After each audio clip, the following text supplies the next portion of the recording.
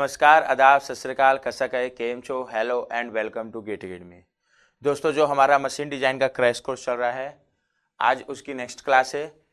आज हम लोग कोशिश करेंगे design against fluctuating stress complete करने का। अगेन स्टार्ट करने से पहले ये मेरा छोटा सा इंट्रोडक्शन। जैसा कि मैंने पहले बताया, मेरा नाम रामानंद बंसल है, आपका बंसल सर। मैंने 2014 में गेट क्रैक किया था विथ ऑल इंडिया रैंक 70। उसके बाद मेरा सिलेक्शन हुआ था IOCL में, HPCL में एंड बार्क में। फाइनली मैंने IOCL ज्वाइन किया as operation officer in Hazira terminal Surat. लगभग वहाँ 1 साल काम करने के बाद मैंने जॉब से क्विट किया टीचिंग में इंटरेस्ट होने के कारण, और उसके बाद से ही लगातार मैं गेट एंड ESC के लिए पढ़ा रहा हूँ। ये तो हो गया मेरा छोटा सा इंट्रोडक्शन। अब बिना देरी के हम लोग स्टार्ट करते हैं अपना सब्जेक्ट।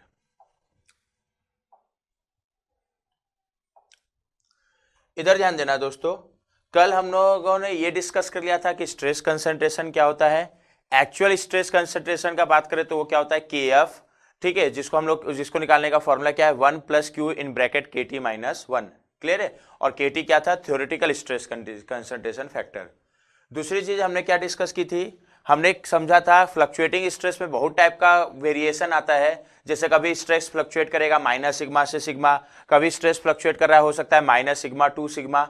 तो जो भी फ्लक्चुएशन हो उसके लिए हम लोग 2 स्ट्रेस निकाल लेते हैं, एक तो सिग्मा एम्पलीट्यूड और दूसरा सिग्मा मीन। उसको निकालने का मैं फॉर्मूला डिस्कस कर लिया था। अच्छा, चूंकि फ्लक्चुएटिंग स्ट्रेस में बहुत टाइप का वेरिएशन है, तो जब हम लोग टेस्ट कर रहे हैं तो पहले हम लोग केवल दिमाग में रख रहे हैं एक ही टाइप के फ्लक्चुएटिंग स्ट्रेस को, जिसको हम लोग क्या बोलते हैं, ये स्पेशल है, कंप्लीटली रिवर्स स्ट्रेस। अभी हम लोग दिमाग में केवल किसको रख रहे हैं, कंप्लीटली रिवर्स स्ट्रेस को, और ये डिस्कस कर लिए थे। और जब भी कंप्लीटली रिवर्स स्ट्रेस मतलब एक्चुअल स्ट्रेस कैसे वेरी कर रहा है किसी भी क्रिटिकल पॉइंट का, -σ टू +σ, और अगर वेरिएशन -σ टू +σ है तो उसको हम लोग क्या बोलते हैं, कंप्लीटली रिवर्स स्ट्रेस। तो कई बार क्वेश्चन में केवल इतना बोल देगा कि कोई मटेरियल या क्रिटिकल पॉइंट सब्जेक्टेड है कंप्लीटली रिवर्स स्ट्रेस सिग्मा से, मतलब वेरिएशन कहां से कहां है, -σ टू +σ। और इसका अगर हम लोग कंप्लीटली रिवर्स स्ट्रेस का कल मीन निकाले थे तो 0 आया था, और एम्पलीट्यूड स्ट्रेस निकाले थे तो वो सिग्मा ही आया था। तो कई बार क्वेश्चन में ऐसे भी बोल देगा कि एक मटेरियल सब्जेक्टेड है कंप्लीटली रिवर्स स्ट्रेस से जिसका एम्पलीट्यूड स्ट्रेस सिग्मा है, और कंप्लीटली रिवर्स बोल दिया मतलब एम्पलीट्यूड सिग्मा और मीन पक्का 0 होगा, और एम्पलीट्यूड स्ट्रेस सिग्मा दे दिया मतलब एक्चुअल फ्लक्चुएशन कहां से कहां है, -σ टू +σ। अब मेरे को अगर डिजाइन करना है तो किसी भी चीज को डिजाइन करना है तो मेरे को उसका स्ट्रेंथ पता होना चाहिए। तो कंप्लीटली रिवर्स स्ट्रेस के लिए कल हम लोग स्ट्रेंथ डिस्कस कर लिए थे। Under completely reverse stress system जो फेल होगा वो अल्टीमेट या यील्ड के कारण नहीं फेल होगा, वो फेल होगा फटीग के कारण। और जब फटीग के कारण जिस पॉइंट पे वो फेल होता है उसको हम लोग क्या बोल रहे थे, फटीग स्ट्रेंथ। ये हम लोग डिस्कस कर लिए थे। बट हम लोग फटीग स्ट्रेंथ जब भी बात करें, फटीग स्ट्रेंथ क्या है, कंप्लीटली रिवर्स स्ट्रेस की मैक्सिमम अलाउबल वैल्यू, ताकि उस मटेरियल का लाइफ क्या हो, n लाइफ हो। कहने का मतलब क्या था कि मेरा मटेरियल कम से कम n नंबर ऑफ साइकिल चले, उससे ज्यादा चले तो अच्छी बात है। तो उसके लिए उसका जो स्ट्रेंथ होगा कंप्लीटली रिवर्स स्ट्रेस की मैक्सिमम अलाउबल वैल्यू, ताकि मेरा मटेरियल कम से कम n नंबर ऑफ साइकिल तो चले, तो उसको हम लोग उसका क्या बोल रहे थे, फटीग स्ट्रेंथ। कम से कम n नंबर ऑफ साइकिल मतलब एक्चुअल लाइफ या तो उसका n हो या n से ज्यादा हो, मेरे रिक्वायरमेंट के हिसाब से लाइफ दिया होगा, तो उसके कॉरेस्पॉन्डिंग में कंप्लीटली रिवर्स स्ट्रेस की मैक्सिमम जितनी वैल्यू अलाउ कर सकता हूं, उसी को हम लोग उसका क्या बोलेंगे, फटीग स्ट्रेंथ। मतलब अगर क्वेश्चन में मेरे को दे दे कि मेरा रिक्वायर्ड लाइफ n है, उसके लिए डिजाइन करो, तो मेरा कंप्लीटली रिवर्स स्ट्रेस के लिए बता रहा हूं हर चीज, तो मेरे को क्या इंश्योर करना पड़ेगा कि कंप्लीटली रिवर्स स्ट्रेस की वैल्यू या तो SF हो या उससे कम, उससे ज्यादा नहीं होना चाहिए। इसलिए SF को हम लोग क्या बोल रहे हैं, फटीग स्ट्रेंथ। और अगर यही लाइफ में इनफाइनेट ले लूंगा, मतलब मैं जिंदगी भर लगभग चले, जिंदगी भर मतलब ऐसा नहीं कि हम लोग के मरने के बाद भी ये चलते रहेगा, फटीग लोडिंग है मतलब कभी ना कभी टूटेगा। तो इनफाइनेट का एक मैं बेसिक सा मतलब बात बता दूंगा कि कितने नंबर ऑफ साइकिल को लगभग मैं इनफाइनेट बोलूंगा। बट अगर मेरा रिक्वायरमेंट इनफाइनेट लाइफ है, तब ये कंप्लीटली रिवर्स स्ट्रेस की मैक्सिमम अलाउबल वैल्यू को हम लोग क्या बोलेंगे, एंडूरेंस स्ट्रेंथ। कुछ नहीं है, fatigue strength for infinite life को ही हम लोग क्या बोलते हैं, एंडूरेंस स्ट्रेंथ। मतलब एंडूरेंस स्ट्रेंथ या एंडूरेंस लिमिट का कभी डेफिनेशन पूछेगा तो कंप्लीटली रिवर्स स्ट्रेस की maximum allowable value for infinite life. मतलब अगर मेरे को इनफाइनेट लाइफ के लिए डिजाइन कर रहा है तो मेरे को एक्चुअल कंप्लीटली रिवर्स स्ट्रेस को ऐसी से कम रखना है। फाइनाइट लाइफ के लिए डिजाइन करना है तो n उसके कॉरेस्पॉन्डिंग का फटीग स्ट्रेंथ दिया होगा, या हम लोग एक आगे कर्व पढ़ेंगे उससे निकाल लेंगे, और एक्चुअल कंप्लीटली रिवर्स स्ट्रेस को हम लोग SF से क्या रखेंगे, कम रखेंगे। Clear point. बट ये किसी पर्टिकुलर मटेरियल, जैसे मान लो माइल्ड स्टील है, किसी पर्टिकुलर लाइफ पे उसका फटीग स्ट्रेंथ कितना होगा, या इनफाइनेट लाइफ के लिए फटीग स्ट्रेंथ कहने का मतलब उसका एंडोरेंस लिमिट कितना होगा, वो मैं बिना टेस्ट के नहीं बता सकता। तो मेरे को उसका क्या करना पड़ेगा, टेस्टिंग करना पड़ेगा। तो इसी के लिए एक टेस्ट है मतलब हम लोग को अगर फटीग स्ट्रेंथ या एंडोरेंस स्ट्रेंथ पता करना है, फटीग स्ट्रेंथ या एंडोरेंस स्ट्रेंथ कौन से स्ट्रेस के लिए होता है? कंप्लीटली रिवर्स स्ट्रेस के लिए। ध्यान रखना, हम लोग फ्लक्चुएटिंग में भी कोई भी पार्ट नहीं पढ़ रहे हैं अभी, केवल और केवल कौन सा स्ट्रेस पढ़ रहे हैं? Completely reverse stress. तो अगर कंप्लीटली रिवर्स स्ट्रेस में उसका किसी पर्टिकुलर लाइफ एन के लिए फटीग स्ट्रेंथ कितना होगा, या इनफाइनाइट लाइफ के लिए फटीग स्ट्रेंथ यानी एंडोरेंस स्ट्रेंथ कितना होगा, वो मेरे को उसका क्या करना पड़ेगा? टेस्ट करना पड़ेगा। अब इधर ध्यान देना, टेस्ट करेंगे तो हम लोग को पास एक टेस्ट है एसएस मोरे टेस्ट, जिसमें एसएस मोरे टेस्ट, ये टेस्ट का नाम नहीं लिख रहा हूं, इसमें हम लोग एक कर्व ड्रॉ करेंगे जिसको हम लोग बोलेंगे एसएन कर्व। इधर ध्यान देना, इस टेस्ट में कुछ नहीं है। इधर ध्यान देना, इस टेस्ट में सिंपली क्या किया है, एक सेटअप लगा के इस तरीके से टेस्टिंग किया है कि इसमें कंप्लीटली रिवर्स बेंडिंग स्ट्रेस लगेगा। सॉरी इसमें कंप्लीटली रिवर्स बेंडिंग स्ट्रेस लग रहा है। जैसे इसमें इधर ध्यान देना, सिंपल क्या किया है, जैसे अभी मान लो हम लोग माइल्ड स्टील का पता करना चाह रहे हैं, तो ये जो मेरा स्पेसिमेन है, ये मेरा माइल्ड स्टील का स्टैंडर्ड एक स्पेसिमेन लिया है। इसका एक पर्टिकुलर साइज है, ठीक है, एक साइज है, इसका एक साफ है। इसका जो मैं सरफेस फिनिश लिया हूं बहुत ज्यादा स्मूथ लिया हूं, ठीक है, मतलब इसका सरफेस फिनिश एक्चुअल में हम लोग जो लिए वो मिरर पॉलिश्ड है, बट क्या होता है मिरर पॉलिश में वो नहीं जाना है, इसका सरफेस फिनिश बहुत ज्यादा स्मूथ है। अच्छा, यहां ध्यान देना, जब ये माइल्ड स्टील का स्पेसिमेन को देखना, कुछ मैं है ना इस तरीके से लिया हूं, उस डायमीटर इसलिए कम किया हूं ताकि ये यहां से टूटे, ताकि मैं इस पॉइंट को फोकस करूंगा, इस सेक्शन को। यहां का डायमीटर सबसे कम है। अच्छा, बट ये डायमीटर ऐसा नहीं कि मैं सडन यहां का कम ले लिया हूं, या इसको मैं ग्रेजुअली कम किया हूं। ग्रेजुअली इसलिए कम किया हूं ताकि लगभग स्ट्रेस कंसंट्रेशन का इफेक्ट क्या रहे, नेग्लिजिबल रहे। अगर मैं सडन चेंज कर दूंगा या डायमीटर को मैं ऐसे शार्पली कम करूंगा तो वहां स्ट्रेस कंसंट्रेशन आएगा। खैर इतना मेरे को दिमाग नहीं लगाना है, सिंपल एसएस मोरे टेस्ट में ये माइल्ड स्टील का स्पेसिमेन है जिसका मेरे को फटीग स्ट्रेंथ या एंडोरेंस स्ट्रेंथ पता करना है। इसका एक पर्टिकुलर साइज है, एक पर्टिकुलर डायमीटर, ये इंच में लिखा हुआ है, बट ये सब मेरे को याद नहीं रखना है। पता चला मैं याद रख, कभी नहीं पूछेगा गेट में कि स्टैंडर्ड टेस्ट में हम लोग कितना उसका डायमीटर लेते हैं। इसका सरफेस फिनिश बहुत ज्यादा स्मूथ है, ये सरफेस फिनिश है मिरर पॉलिश्ड, ये भी याद रखने की जरूरत नहीं है। और ये लगभग ये कर्वेचर इसलिए लिया हूं ताकि स्ट्रेस कंसंट्रेशन का इफेक्ट लगभग क्या रहे, नेग्लिजिबल रहे। ये तो हो गया। अब इधर ध्यान देना, ये रहे। अब इस स्पेसिमेन में मैं कर क्या रहा हूं, इधर ध्यान देना, ये इस मोटर के अकॉर्डिंग ये शाफ्ट रोटेट होगा। ये जो पूरा का पूरा शाफ्ट है इस मोटर के थ्रू क्या होगा, रोटेट होगा। इसका एक पर्टिकुलर आरपीएम है, एक स्पीड के साथ इसको रोटेट कर रहा हूं। अब इधर ध्यान देना, दूसरा क्या हुआ है, यहां पर मेरा वेट है, और वेट में अपने हिसाब से वेट जैसे बढ़ा सकता हूं, कम कर सकता हूं। जैसे अभी मान लो मैं मैक्सिमम वेट रखा, फिर वेट धीरे धीरे कम करते जाऊंगा, मतलब अलग अलग वेट करके। और अगर मैं वेट चेंज करते जाऊंगा तो लोडिंग भी क्या होते जाएगा, चेंज होते जाएगा। अच्छा, इस स्पेसिमेन में देखना ना, कंप्लीटली ये एक्चुअल में जो स्पेसिमेन है ये क्या हो रहा है, ये जो स्पेसिमेन है बेंडिंग मूवमेंट से सब्जेक्टेड है। अरे वेट लग रहा है तो इसके कारण इसमें ट्रांसवर्स लोड आएगा ना, और ट्रांसवर्स लोड में बेंडिंग मूवमेंट आएगा।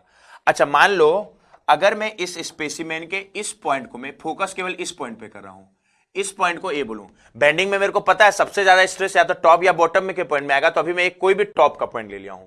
बट ये पॉइंट ए हमेशा यहां थोड़ी रहेगा, ये शाफ्ट तो क्या कर रहा है, रोटेट हो रहा है, और रोटेट कर रहा है तो मेरा पॉइंट ए भी क्या होगा, रोटेट होगा। जैसे अभी मेरा पॉइंट ए यहां है, कुछ देर बाद पॉइंट ए यहां जाएगा। मतलब अगर यहां देखूं, अभी मेरा पॉइंट ए यहां है, तो होगा क्या, बेंडिंग मोमेंट ऐसा है, मतलब इधर समझना, बेंडिंग मोमेंट मान लो अभी ऐसा है डायरेक्शन, तो टॉप के फाइबर में कंप्रेसिव स्ट्रेस आएगा, बॉटम के फाइबर में टेंसाइल आएगा।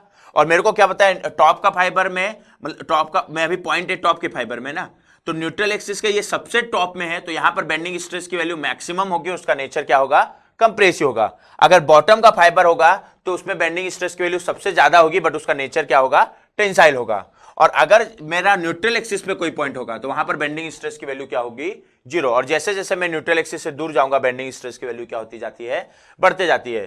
तो अभी पॉइंट ए यहां पर है, मान लो मैं मैक्सिमम बेंडिंग स्ट्रेस को एक बार क्लिक के मैग्नीट्यूड को सिग्मा बोलूं, तो पॉइंट ए का जो स्ट्रेस होगा अभी माइनस सिग्मा होगा, क्योंकि नेचर कंप्रेसिव है। अच्छा, ये पॉइंट ए तो लगातार रोटेट होते जा रहा है, और लगातार रोटेट होगा तो जैसे ही यहां पहुंचेगा बेंडिंग स्ट्रेस की वैल्यू कम होते जाएगी।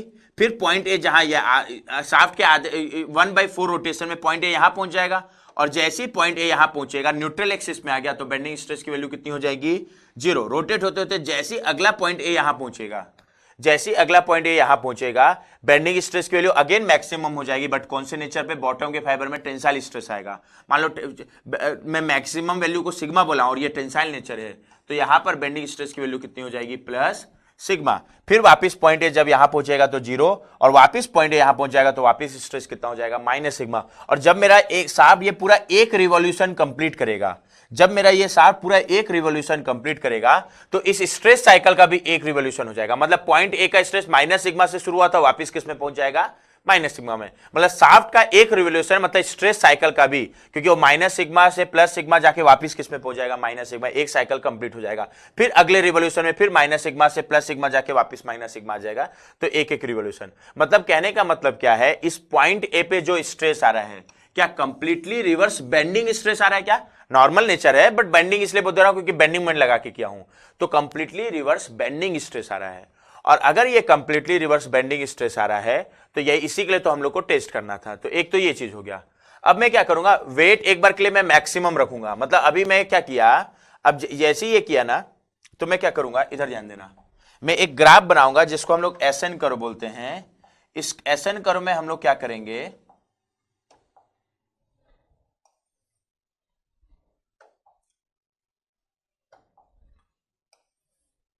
सॉरी,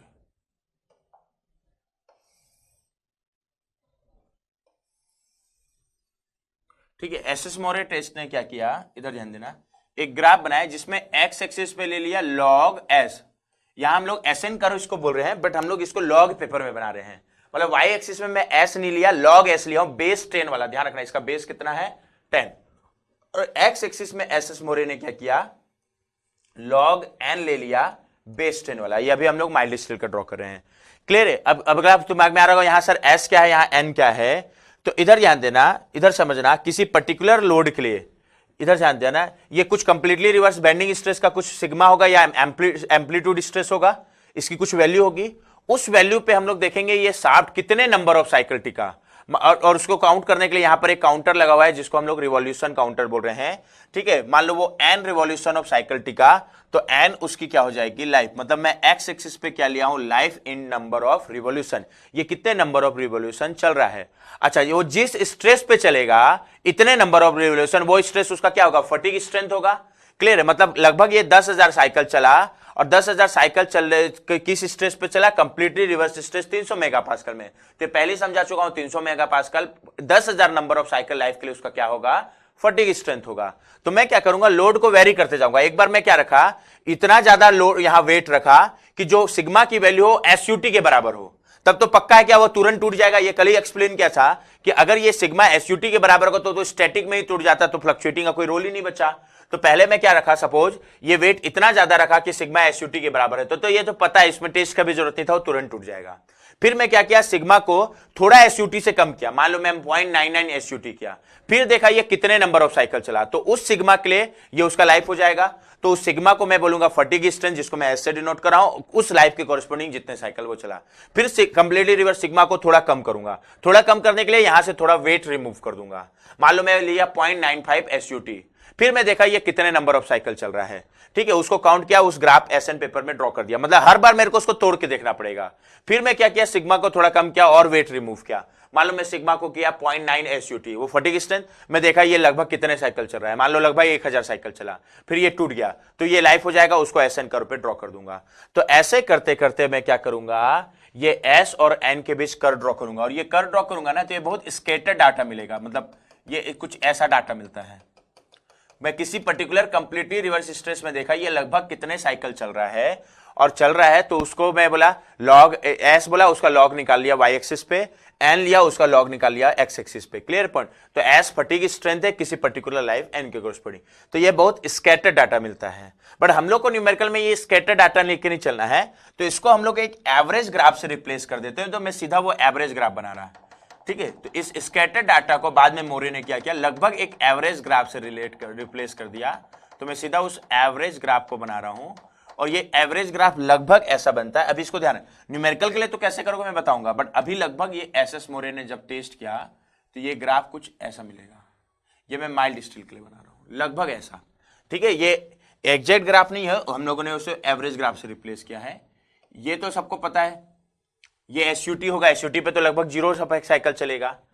अच्छा, ये पॉइंट यहां से ग्राफ का स्लोप सडनली चेंज हुआ है, तो एसएस मोरे ने जब टेस्ट किया तो ये इस पॉइंट पे मिल रहा है log 0.9 एसयूटी पे, ठीक है, मतलब फटीग स्ट्रेंथ पॉइंट।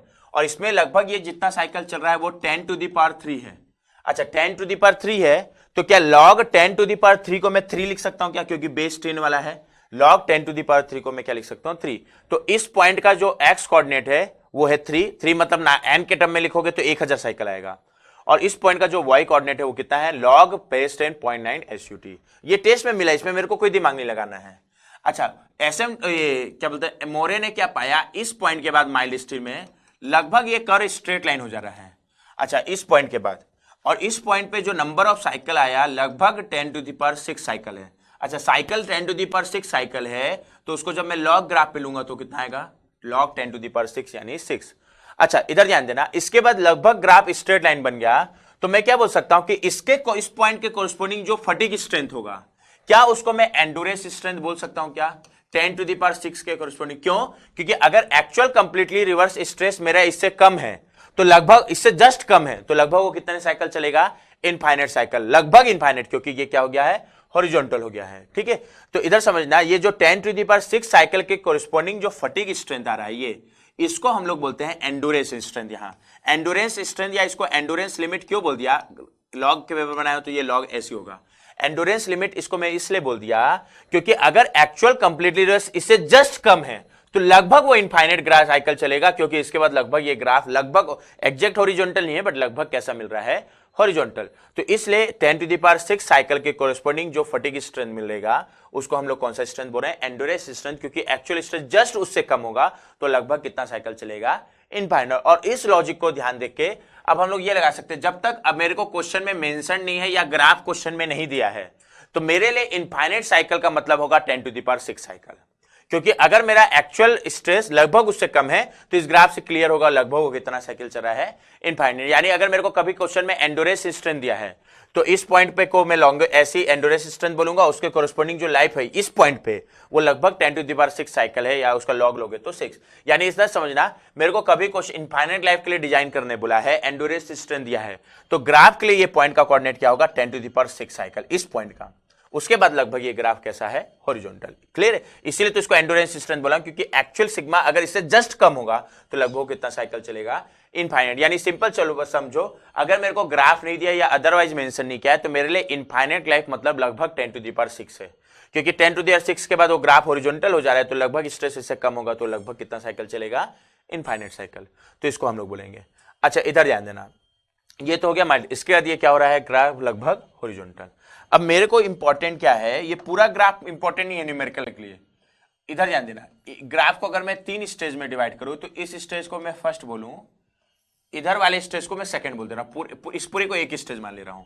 इसके बाद तो लगभग हॉरिजॉन्टल हो गया।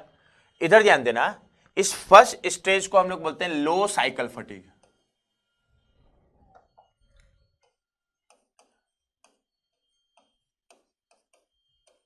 लो साइकिल।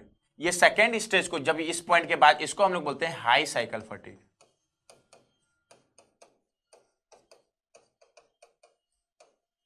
लो साइकिल फटीग मतलब ज्यादा नंबर ऑफ साइकिल नहीं चल रहा है, मतलब वो लगभग, क्योंकि स्ट्रेस भी तो स्टैटिक के आसपास है ना, तो कम ही साइकिल में टूट जाएगा। और हाई साइकिल फटीग मतलब यहां पर लगभग ज्यादा नंबर ऑफ साइकिल चल रहा है। ये कहने का मतलब ये है कि ये फर्स्ट स्टेज को लो साइकिल फटीग मतलब ये लगभग बहुत कम साइकिल में टूट जा रहा है, और इसके बाद ये लगभग सफिशिएंट नंबर ऑफ साइकिल चल रहा है। तो मैं ऐसा तो नहीं चाहूंगा ना कि किसी को अगर मैं फ्लक्चुएटिंग स्ट्रेस के लिए डिजाइन करूं तो 500 साइकिल पे ही टूट जाए, 300 साइकिल पे ही टूट जाए। या तो मेरे को डिजाइन करने आएगा इनफाइनाइट साइकिल के लिए, मेरे लिए इनफाइनाइट मतलब अभी 10⁻6 हो गया, या आएगा 10,000 साइकिल के लिए, 20,000 साइकिल के लिए, 40,000 साइकिल के लिए, मतलब हम लोग फटीग लोडिंग का क्वेश्चन आएगा तो इसके बीच का ही क्वेश्चन आएगा। इसलिए इधर के केस को हम लोग क्या बोल दिए, लो साइकिल फटीग बोल दिए। Clear point. तो कभी मेरा रिक्वायरमेंट ऐसा नहीं आएगा कि 500 साइकिल पे टूट जाए उसके लिए डिजाइन करो, अरे उतना कम चलेगा तो साइकिल कोई मतलब, मेरे को आएगा 20,000 साइकिल के लिए, 30,000 साइकिल के लिए डिजाइन करने हैं।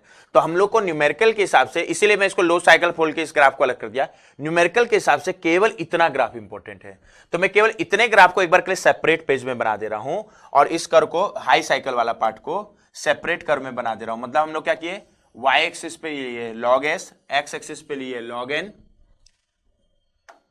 ये log S फटीग स्ट्रेंथ और x एक्सिस पे लिए log n लाइफ, बेस 10 वाला है ध्यान रखना ना, और लगभग ये ग्राफ कुछ ऐसा, ठीक है। कोऑर्डिनेट ध्यान रखना है मेरे को, ये 10 टू द पावर 6 साइकिल के कोरिस्पोंडिंग मतलब log 10 टू द 6, ये 10 टू द पावर 3 साइकिल के कोरिस्पोंडिंग मतलब log 10 टू द 3।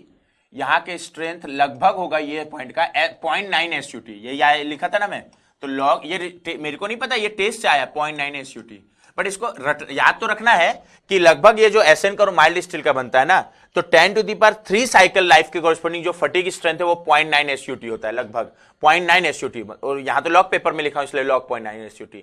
लेकिन मेरे को न्यूमेरिकल में क्वेश्चन में, वैसे गेट में न्यूमेरिकल आएगा तो खुद से ये नहीं पुट कर देना है, गेट में पक्का है कि 10 टू द 3 साइकिल के कोरिस्पोंडिंग का फटीग स्ट्रेंथ क्वेश्चन में दिया होगा, ठीक है, और लगभग 0.9 SUT होता है। अगर मेरे को नहीं दिया है, न्यूमेरिकल अगर सॉल्व कर रहे हो नहीं दिया है और इसके बिना मेरा क्वेश्चन सॉल्व नहीं होने वाला, तब मैं न्यूमेरिकल में लूंगा कि 10 टू द पावर 3 साइकिल के कोरिस्पोंडिंग का जो फटीग स्ट्रेंथ है log 0.9 SUT होता है। बट अगर क्वेश्चन में मेरे को दिया है तो जबरदस्ती अपने मन से 0.9 SUT नहीं ले लेना, ठीक है, जरूरी थोड़ी है माइल्ड स्टील का क्वेश्चन है, किसी का भी आ सकता है। तो ये जो डाटा है टेस्ट से पता चला कि 10 टू द 6 लाइफ के कोरिस्पोंडिंग जो फटीग स्ट्रेंथ होगा log 0.9 SUT, बट ये खुद से कब यूज करोगे, जब इसके बिना क्वेश्चन सॉल्व नहीं होने वाला, और ये क्वेश्चन में मेरे को ये पॉइंट दिया हुआ नहीं है। जनरली क्वेट में तो पक्का है लगभग दिया होगा।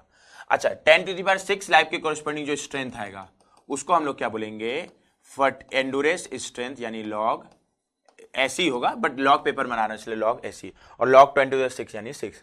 अच्छा, ये आ गया। अब सिंपल है, जैसे इसमें क्वेश्चन क्या आएगा, अगर एक्चुअल कंप्लीटली रिवर्स स्ट्रेस ऐसी से कम है तो लगभग वो इनफाइनाइट साइकिल चलेगा।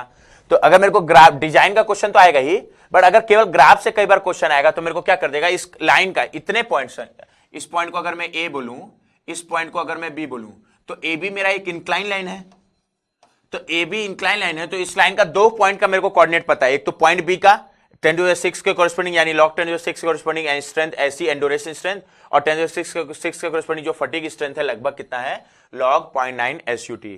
तो मेरे को ए बी लाइन का इक्वेशन है, clear point, A B line उसका 2 कोऑर्डिनेट पता है।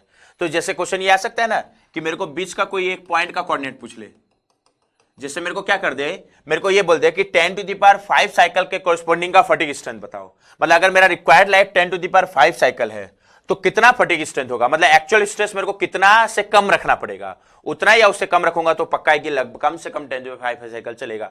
तो मेरे को ये दे देगा, जैसे इसको एक बार के लिए मैं क्या बोलूं, x बोल दूं, इसको एक बार के लिए क्या बोलूं मेरे को, y।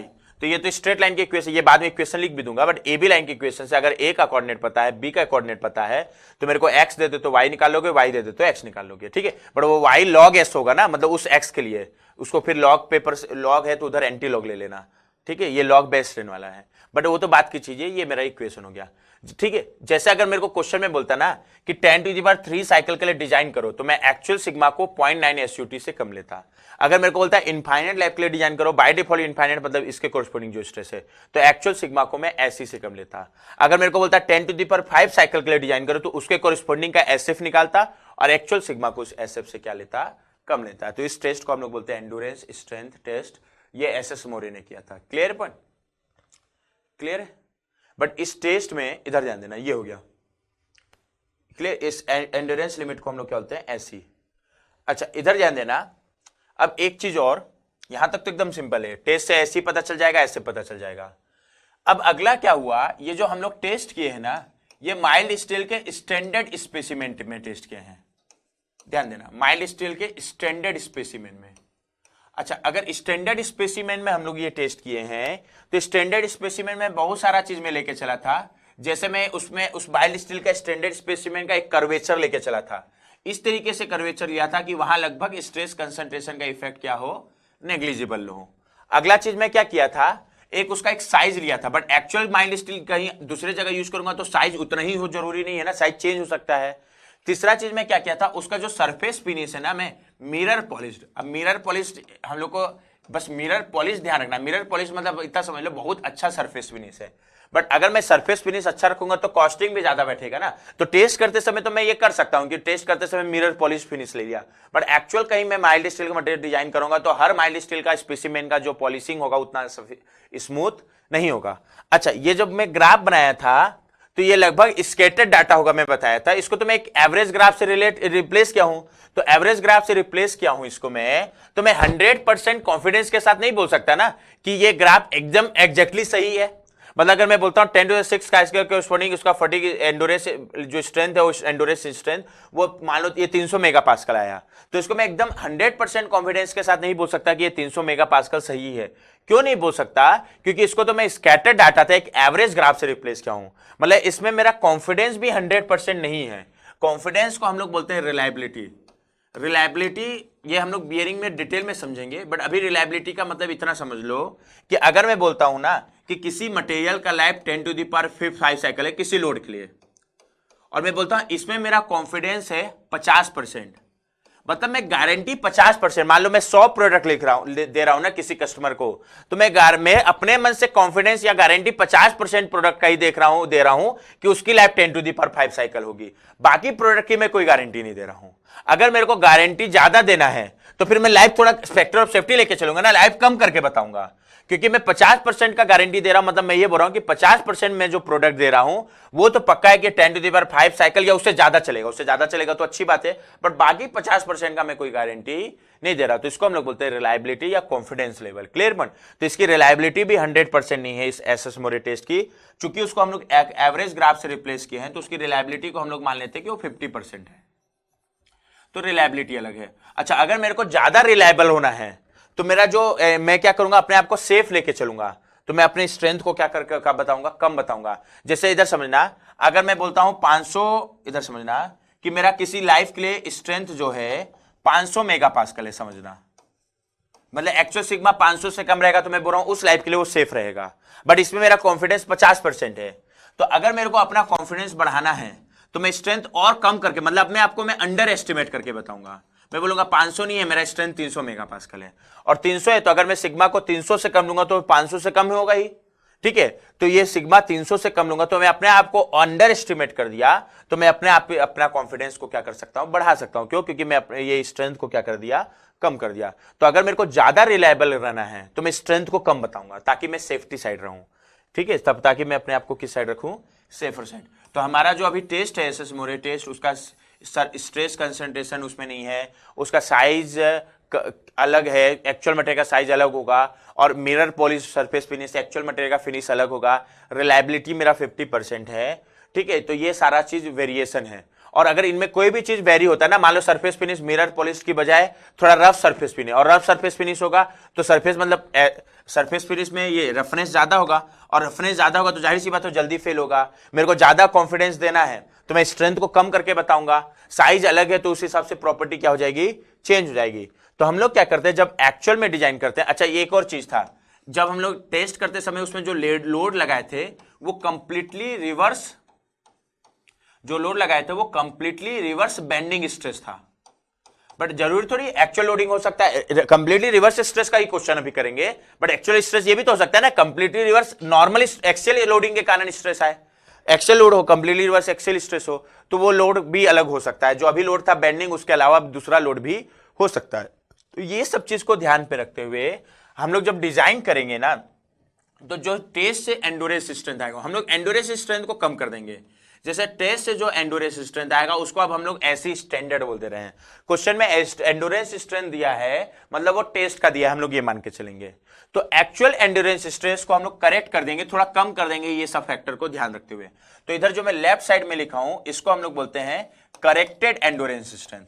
कई बार क्वेश्चन में सीधा करेक्टेड एंडोरेंस स्ट्रेंथ दे देगा, और जो टेस्ट से एंडोरेंस लिमिट आया या एंडोरेंस स्ट्रेंथ आया उसको मैं ऐसे स्टैंडर्ड बोल दे रहा हूं। और करेक्ट करने का मतलब क्या है, मैं ये सब वेरियस ये फैक्टर को कंसीडर करते हुए एक्चुअल स्ट्रेस एंडोरेंस स्ट्रेंथ को ऐसी स्टैंडर्ड से क्या कर दे रहा हूं, कम कर दे रहा हूं। अब ये बहुत आसान है, कम करने के लिए मेरे को क्वेश्चन में बहुत सारा फैक्टर दिया होगा, बता रहा हूं क्या क्या फैक्टर है, के बी, के सी, के डी, के ई, इसमें के डी थोड़ा इंपॉर्टेंट है, बाकी सब तो ऐसी ही है, ठीक है। और एक और फैक्टर ले लेता हूं, वो उसको फिर बाद में ले लूंगा, के बी, के सी, के डी एंड के ई, और ले लेते हैं अगला एक और फैक्टर के एल। के एल को बोलते हैं लोड फैक्टर, बता रहा हूं। यहां अगर नाम लिखोगे ना, पहले नाम लिखवा दे रहा हूं, यहां जो मेरा के है, किसी को भी कुछ भी बोल दो, मैं अपने मन से एक सीक्वेंस में नाम लिख ले रहा हूं, ठीक है। यहां मेरा जो के ए है वो है surface finish factor, surface finish मतलब मिरर पॉलिश होगा सच में तो K1 होगा, और कोई फिनिश है तो क्वेश्चन में दिया होगा, बट ये सारा चीज समझा रहा हूं, सरफेस फिनिश फैक्टर। ठीक है, ये जो KB है ना, अगर अलग साइज है उसके लिए रिलेट करने के लिए ये है साइज फैक्टर। अगला ये जो KC है ये है रिलायबिलिटी फैक्टर, अगर मेरे को ज्यादा कॉन्फिडेंस लेके चलना है। जैसे मैं एसएस मोरे टेस्ट की रिलायबिलिटी अपने मन से मान लिया, चूंकि एवरेज ग्राफ से रिप्लेस किया हूं 50% है, तो अगर मेरे को सच में 50% रिलायबल रहना है तो KC1 होगा, बट 90% रिलायबल रहना है तो एंड स्ट्रेंथ को कम करूंगा तो KC1 से कम लूंगा।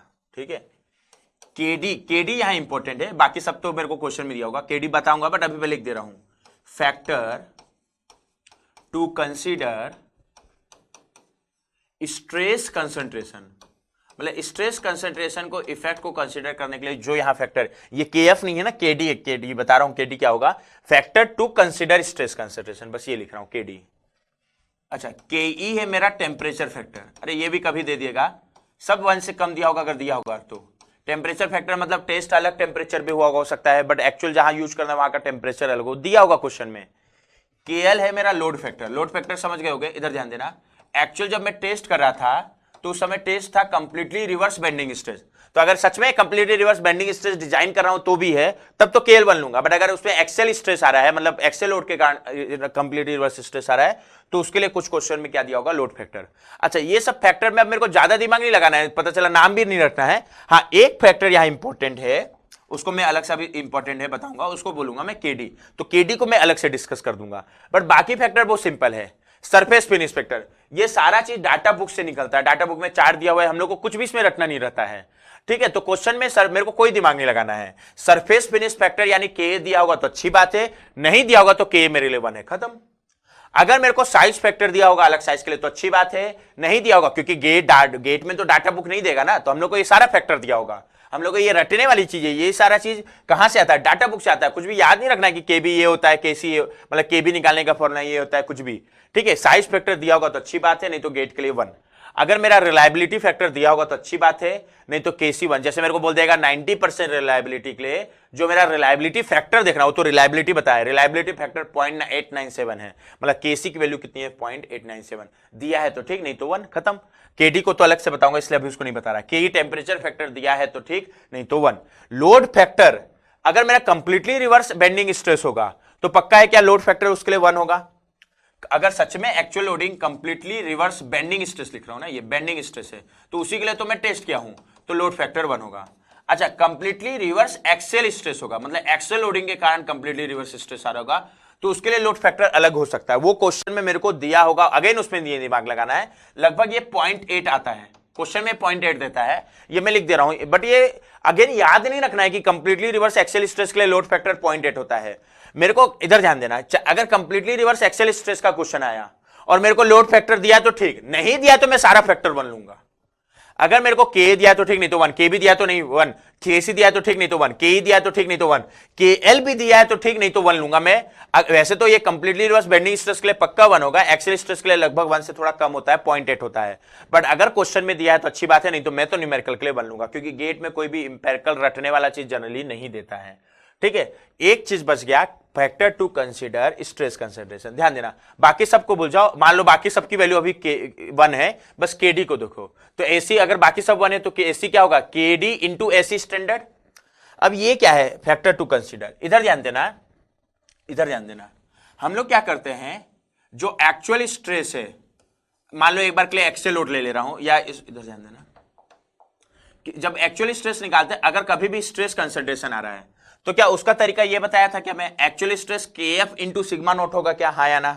एक्चुअल स्ट्रेस कैसे निकालेंगे, सिग्मा नोट नॉमिनल है, किसी भी क्रिटिकल पॉइंट का जब मैं एक्चुअल स्ट्रेस निकाल रहा हूं तो कैसे निकालूंगा, सिग्मा नोट नॉमिनल है और मेरा KF क्या है, फटीग स्ट्रेस कंसंट्रेशन फैक्टर या एक्चुअल स्ट्रेस कंसंट्रेशन फैक्टर।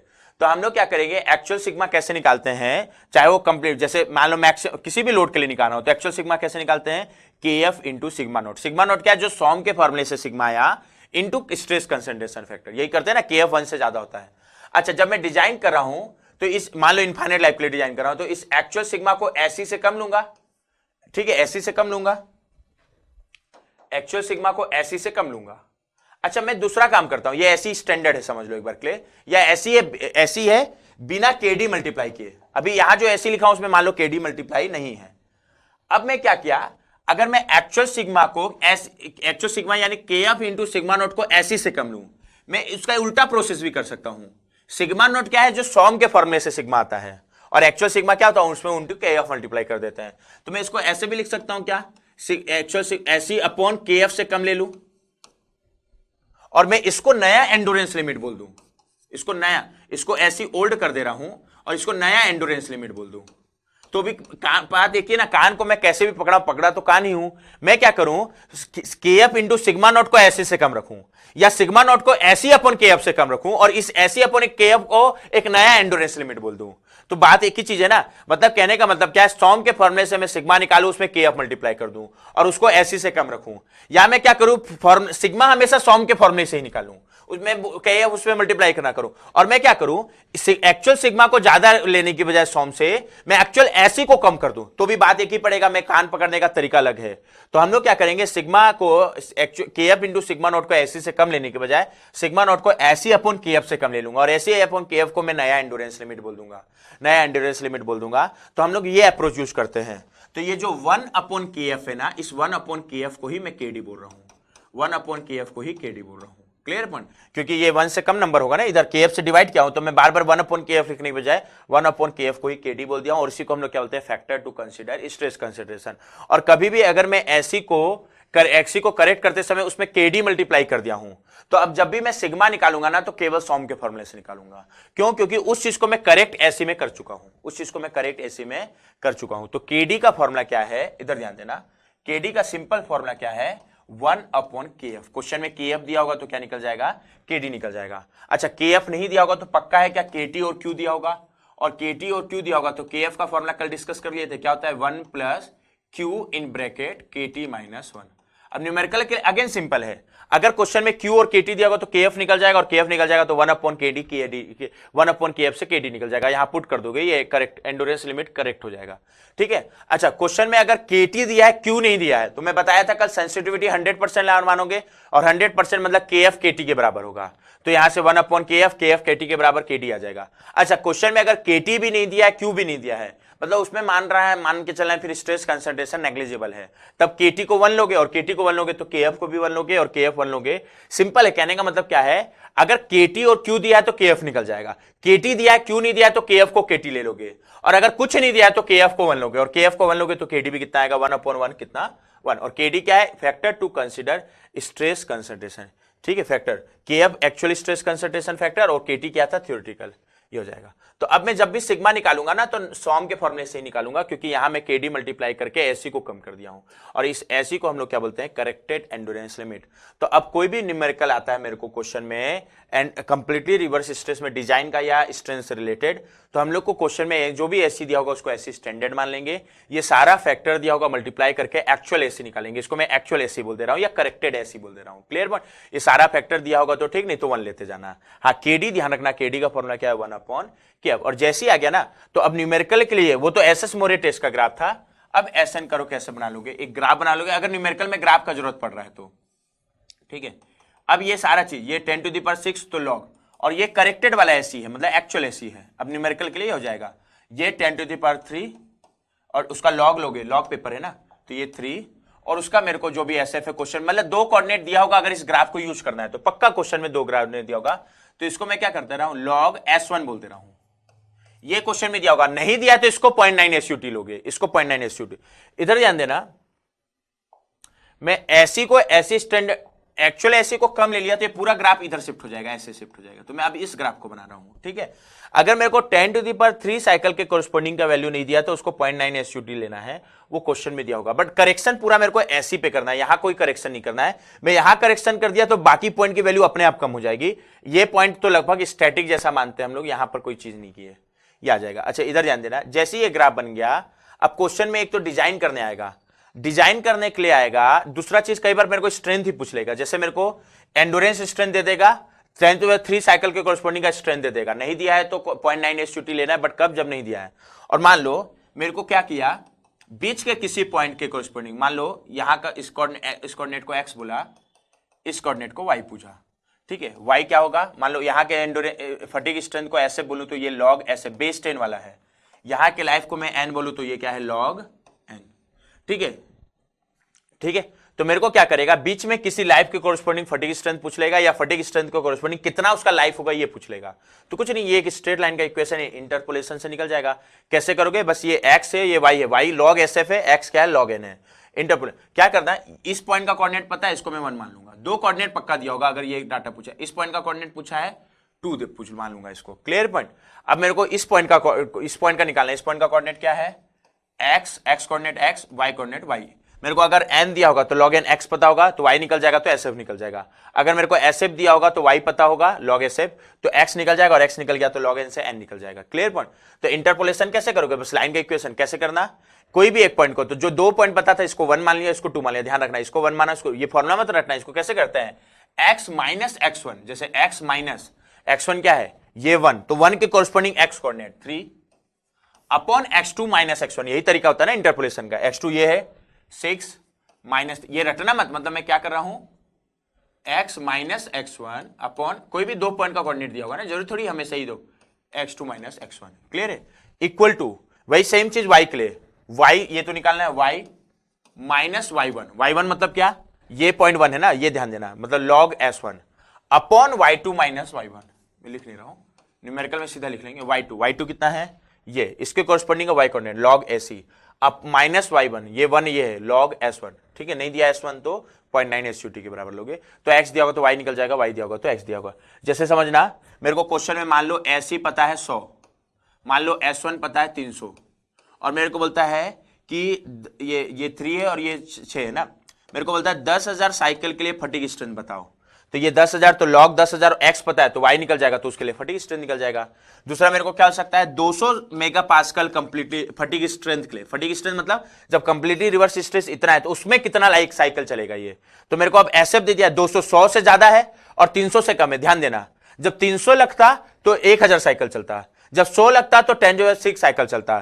तो 200 के लिए जो लाइफ आएगा, चूंकि इसके बीच का वैल्यू तो पक्का 10⁻³ से ज्यादा आएगा और 10⁶ से क्या आएगा कम आएगा। तो कैसे करोगे, 200 दिया है मतलब log SF यानी y दिया है log 200, x निकल जाएगा और x निकल जाएगा तो log n से क्या निकल जाएगा n। बट ध्यान देना, मान लो ऐसी 100 है, मेरे को बोलता है 80 मेगापास्कल के लिए लाइफ निकालो, फिर कभी बोलेगा नहीं तो बोलोगे लगभग इनफाइनाइट, क्योंकि 80 से कम है ना, वो तो इस ग्राफ के बाहर का पॉइंट है, तब ये मत यूज करने लगना है। ऐसी इधर का चीज है मतलब वो लगभग कितना साइकिल चलेगा इनफाइनाइट, क्लियर है।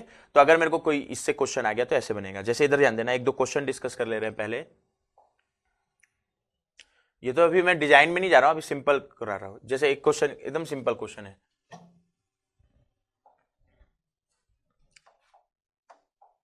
इस क्वेश्चन में तो कुछ नहीं क्या है, मेरे को बोल दिया थ्योरेटिकल एंडोरेंस लिमिट, थ्योरेटिकल मतलब वो एससी स्टैंडर्ड दिया, नहीं बोला है तो भी हम लोग एससी स्टैंडर्ड कितना है 0.5 SUT, और क्वेश्चन में SUT दिया है, मतलब मैं SE स्टैंडर्ड लिख दूं क्या 0.5 SUT, और SUT 600 है तो 300 मेगापास्कल आएगा, इस क्वेश्चन में ध्यान देना। अगला मेरे को क्या दिया, साइज फैक्टर, साइज फैक्टर को हम लोग के लिए थे या शायद के भी लिए थे, कुछ भी ले लो तो फैक्टर है, बस मल्टीप्लाई करना है। सरफेस फिनिश फैक्टर को हम लोग के बोले थे तो मैं के बोल दे रहा हूं, कुछ भी बोल दो, के दिया कितना 0.9। रिलायबिलिटी फैक्टर दिया सीधा, मतलब क्या दिया है KC, और कुछ नहीं दिया है। KD क्या है 1/KF, KF नहीं दिया तो KF 1 लोगे क्योंकि Q भी नहीं दिया, KT भी नहीं दिया है। टेम्परेचर फैक्टर नहीं दिया 1 दिया होगे, लोड फैक्टर नहीं दिया 1 लोगे, और मेरे को पूछा करेक्टेड एंडोरेंस लिमिट बताओ, तो ऐसी करेक्टेड एंडोरेंस लिमिट क्या होगा, स्टैंडर्ड में सारा फैक्टर मल्टीप्लाई कर दो, तो जितना साइज फैक्टर खत्म 0.85 into surface finish factor, surface finish factor कितना है 0.9 इनटू रिलायबिलिटी फैक्टर 0.897, और कोई फैक्टर नहीं है, और स्टैंडर्ड ऐसी कितना है 300 मेगापास्कल, ये वाला क्वेश्चन ना। तो करेक्टेड एंडोरेंस कितना आएगा, मल्टीप्लाई करके देख लो, ठीक है। क्वेश्चन कोई भी करा रहा हूं तो पहले खुद से सॉल्व करना, रिकॉर्डेड है तो पॉज करके पहले खुद से सॉल्व करना।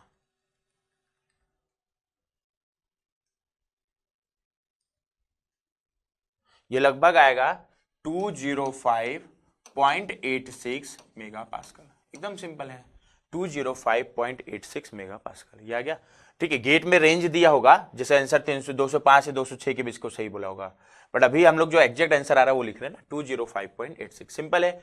AC standard 0.5 into 600, AC standard के दिया था, के भी दिया था, के सी निकल लिया, केडी स्ट्रेस कंसंट्रेशन यार कुछ नहीं बोला है तो केडी 1, लोड फैक्टर भी 1, कुछ नहीं बोला है तो टेम्परेचर फैक्टर भी 1, मतलब कुछ नहीं करना, जो फैक्टर नहीं दिया वो 1 हो गया बस। हाँ स्ट्रेस कंसंट्रेशन वाला दिया होता तो केडी 1/kf करके निकालते, ये हो गया खत्म, ये हटा रहा ना, ये आंसर आएगा इसका, ध्यान देना। सेकेंड क्वेश्चन भी आसान है।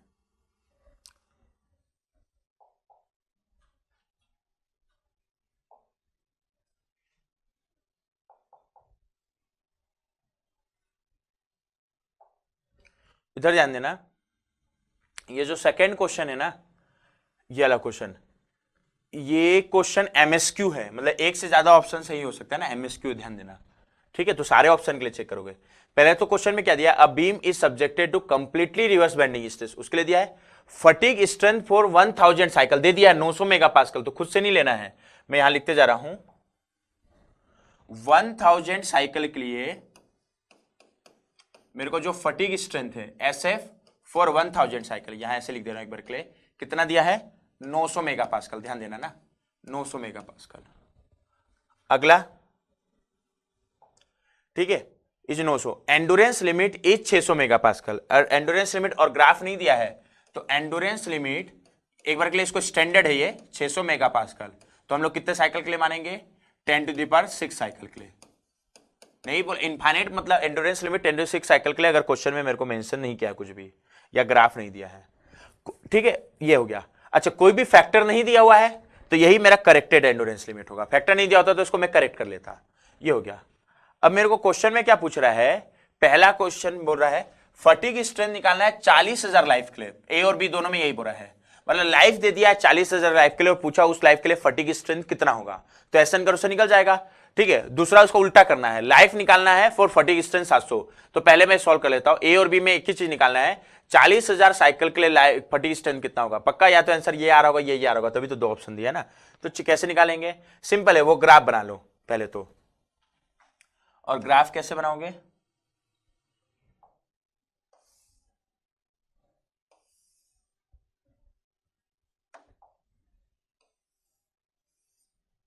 ठीक है, इस पॉइंट को मैं 1 बोल दे रहा, इस पॉइंट को 2 बोल दे रहा, ये 2 पॉइंट का कोऑर्डिनेट दिया हुआ है ना मेरे को, जो भी 2 पॉइंट का, जैसे एंडोरेंस स्ट्रेंथ दिया मतलब 10⁻6 साइकिल के लिए स्ट्रेंथ, 10⁻6 का लॉग 10⁻6 करोगे तो 6 आएगा, ठीक है, और उसके कॉरस्पॉन्डिंग ऐसी 600 है तो यहां क्या लिख दे रहा सीधा लॉग बेस 10 वाला है, बस ध्यान रखना कैलकुलेटर से यूज करते समय, जो तुम लोग का वर्चुअल कैलकुलेटर होता है उसमें जो LOG लिखा होता है वो बेस 10 वाला है, और जो LN लिखा होता है बेस E वाला है, तो ये बेस 10 वाला है ना।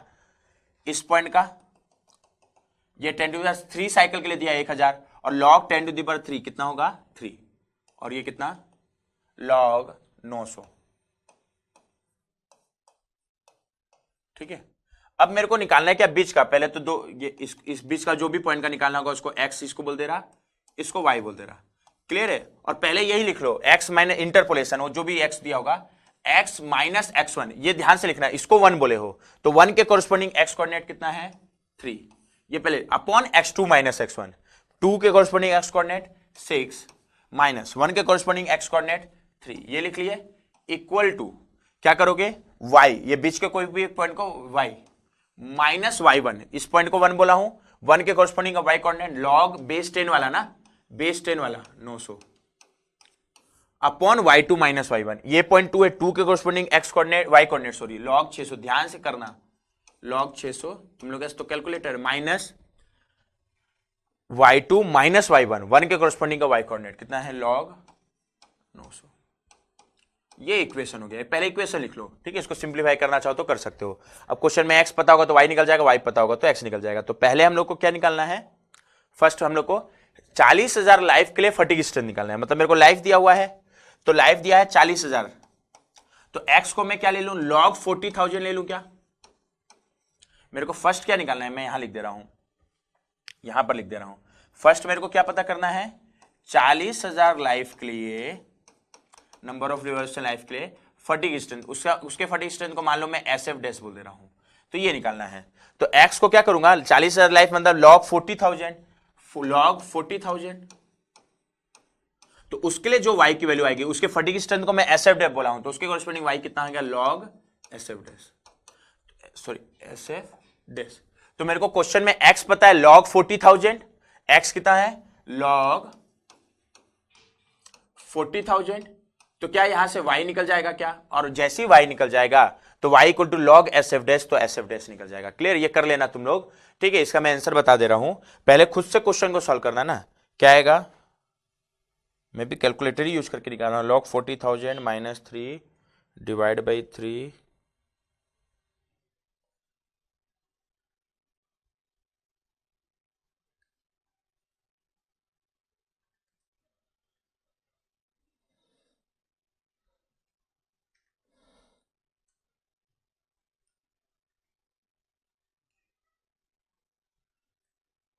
ठीक है।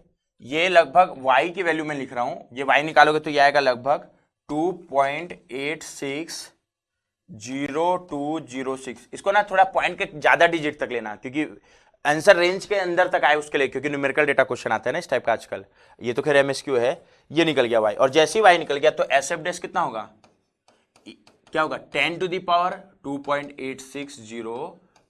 10 टू द पावर, क्योंकि e की पावर मत कर देना, log एस एफ डैश इतना है तो एस एफ डैश, क्योंकि कितने बेस वाला है log, बेस 10 वाला। न्यूमेरिक में मैथ नहीं सिखा रहा हूं ना, बेस 10 वाला है तो क्या होगा 10 टू द पावर में जाएगा, और ये करोगे 10 टू द पावर, आंसर ये आएगा लगभग 724.78 मेगा पास्कल।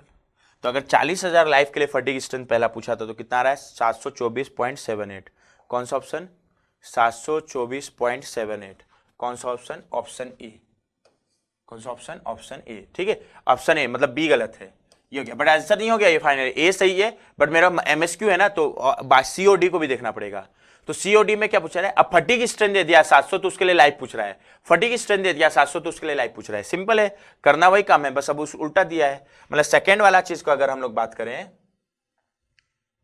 ठीक है, सेकेंड वाला पार्ट बात करें, सेकेंड को येलो से कर दे रहा हूं, तो मेरे को क्या कर दिया है, फटीग स्ट्रेंथ दे दिया कितना 700 मेगा पास्कल,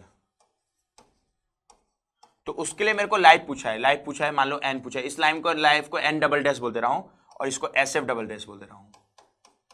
क्लियर है, 700 मेगा पास के लिए। अच्छा 700 क्या है, 600 से ज्यादा और 900 से कम है, इसके बीच में है, मतलब लाइफ जो भी आएगा 10⁻³ से ज्यादा और 10⁻⁶ से क्या आएगा, कम आएगा। क्लियर है पॉइंट, तो कुछ नहीं करूंगा, और इसके बीच में तो ये इक्वेशन इसके लिए भी वैलिड है, येलो कलर से लिख रहा हूं ना इसके डाटा को।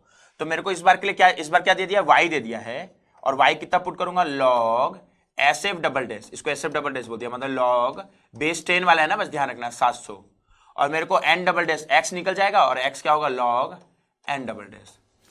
तो अब मैं क्या करूंगा, इक्वेशन यही है, बस इस बार क्या किया है मेरे को, इस बार x अननोन है, y दे दिया है, तो y की जगह क्या पुट कर दूंगा log 700, और y की जगह log 700 पुट करूंगा तो x निकल जाएगा, और x निकल जाएगा तो क्या निकल जाएगा log n डबल डैश। कर लोगे, y की जगह log 700 तो x निकल जाएगा, x को log n डबल डैश कर दूंगा तो लाइफ निकल जाएगा।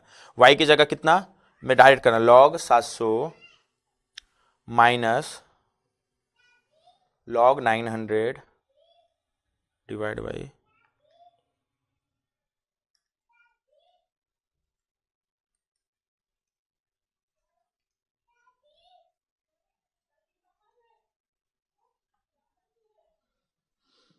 ये कितना आएगा, ये x निकाल के देख लेना, 4.8594.9452 के आसपास आएगा, और x log n double dash, तो n डबल डैश क्या हो जाएगा 10 टू द पावर इतना, और 10 टू द पावर इतना करोगे तो ये आंसर आएगा 72352 साइकिल के आसपास, 72352 साइकिल के आसपास। कितना, कौन सा ऑप्शन, 700 के लिए 7235, कौन सा ऑप्शन, ऑप्शन सी। यानी इसका सही आंसर क्या होगा, चूंकि एमएसक्यू है, ऑप्शन ए भी करेक्ट है और सी भी करेक्ट है। ठीक है, तो एक क्वेश्चन इस टाइप का आ सकता है, किसी फटीग स्ट्रेंथ के लिए वो पूछ ले, लाइफ पूछ ले, लाइफ के लिए फटीग स्ट्रेंथ पूछ ले। इनफाइनाइट लाइफ मतलब वो ऐसी का बात कर रहा है, और इन मेरे लिए इनफाइनाइट लाइफ मतलब 10 टू द पावर 6 साइकिल। एक तो ये हो गया। दूसरा मेरे को क्वेश्चन आएगा डिजाइन का, दूसरा क्वेश्चन डिजाइन। अब डिजाइन के लिए आएगा ना, जो भी बता रहा हूं कंप्लीटली रिवर्स स्ट्रेस के लिए बता रहा हूं, तभी के लिए डिजाइन है ना, क्योंकि टेस्ट कंप्लीटली रिवर्स के लिए है। तो अगर मेरे को इनफाइनाइट लाइफ के लिए डिजाइन आया है तो कुछ नहीं करोगे, अगर इनफाइनाइट लाइफ के लिए डिजाइन का आया है तो एक्चुअल सिग्मा, सिग्मा मतलब कंप्लीटली रिवर्स स्ट्रेस वाला सिग्मा। सिग्मा क्या है, माइनस सिग्मा से सिग्मा वेरी कर रहा है लगातार, जो भी क्रिटिकल पॉइंट का आएगा, या इसको कई बार ऐसे बोल देगा कंप्लीटली रिवर्स स्ट्रेस का एम्पलीट्यूड, क्योंकि एम्पलीट्यूड भी सिग्मा ही के बराबर था ना। क्या ऐसी से कम होना चाहिए क्या इनफाइनाइट लाइफ के लिए? हाँ, इनफाइनाइट मतलब मेरे लिए 10⁶ लाइफ, और ऐसी से कम होना चाहिए। तो जब मैं डिजाइन करूंगा तो एक्चुअल सिग्मा को किससे लूंगा कम, SE/FOS से, खत्म। मेरे को एफओ एक्चुअल सिग्मा और एसी दे देगा तो एफओएस पूछ लेगा, एफओएस दिया होगा तो डिजाइन को या नो निकालने बोलेगा, ये हो गया। दूसरा मेरे को डिजाइन किसके लिए आ सकता है, फाइनाइट लाइफ के लिए। फाइनाइट लाइफ में इतना अंतर है, इनफाइनाइट लाइफ के लिए मेरा फटीग स्ट्रेंथ ऐसी होगा एंडोरेंस स्ट्रेंथ के बराबर। फाइनाइट लाइफ के लिए मेरे को अगर बोला है, मान लो 10⁵ साइकिल के लिए, 10⁴ साइकिल के लिए, तो फाइनाइट लाइफ के लिए मेरे को पहले क्या करूंगा, फटीग स्ट्रेंथ निकालूंगा, ठीक है। मेरे को फाइनल लाइफ के लिए फेलोर क्राइटेरिया ऐसी थोड़ी होगा, एसएफ होगा। जैसे मेरे को ऐसी दिया होगा क्वेश्चन में, बट मेरे को डिजाइन करने बोलेगा 10⁵ साइकिल के लिए, तो 10⁵ साइकिल के लिए मेरा स्ट्रेंथ ऐसी नहीं होगा, एसएफ होगा। और एसएफ कैसे निकालोगे, अगर डायरेक्ट दे दिया तो अच्छी बात है, नहीं तो इस डायग्राम से निकल जाएगा। 2 कोऑर्डिनेट दिया होगा और मेरे को 10⁵ साइकिल के लिए डिजाइन करने बोला है, तो उसके लिए स्ट्रेंथ निकालोगे, उसको ऐसे बोल दोगे। तो फाइनाइट लाइफ के लिए बस अंतर एकदम सिंपल है, इनफाइनाइट लाइफ के लिए फेलोर का क्राइटेरिया एसी और फाइनाइट लाइफ के लिए फेलोर क्राइटेरिया एसएफ, एसएन करो से निकल जाएगा।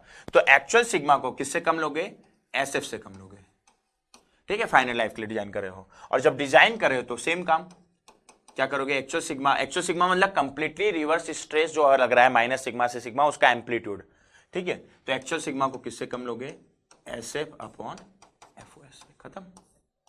तो इनफाइनाइट लाइफ के लिए failure criteria AC, finite life के लिए एसएफ। एसएफ दिया होगा तो अच्छी बात है, नहीं तो निकल जाएगा। ये क्वेश्चन कर लेते हैं हम लोग डिजाइन का भी, जैसे इधर ध्यान देना, ये क्वेश्चन है,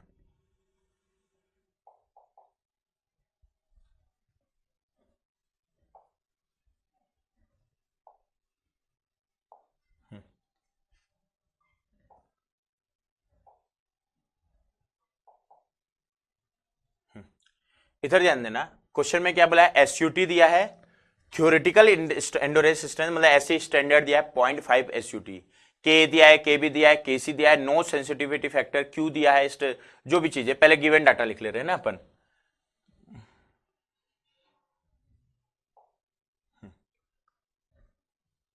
क्या क्या दिया है, 1 मिनट ना,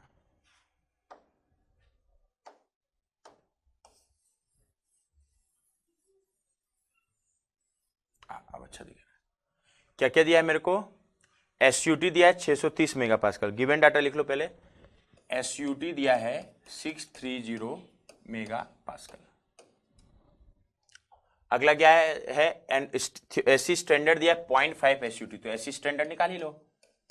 0.5 एसयूटी, एसयूटी कितना है 630, कितना आ जाएगा, ठीक है 315 आएगा आई थिंक मेगापास्कल। कैलकुलेशन करते पहले खुद से सॉल्व करना ना, क्वेश्चन देख के पॉज करके। के दिया है 0.85, के सी के भी दिया है, के दिया है पूरा फैक्टर दे दिया है 0.85, के भी दिया है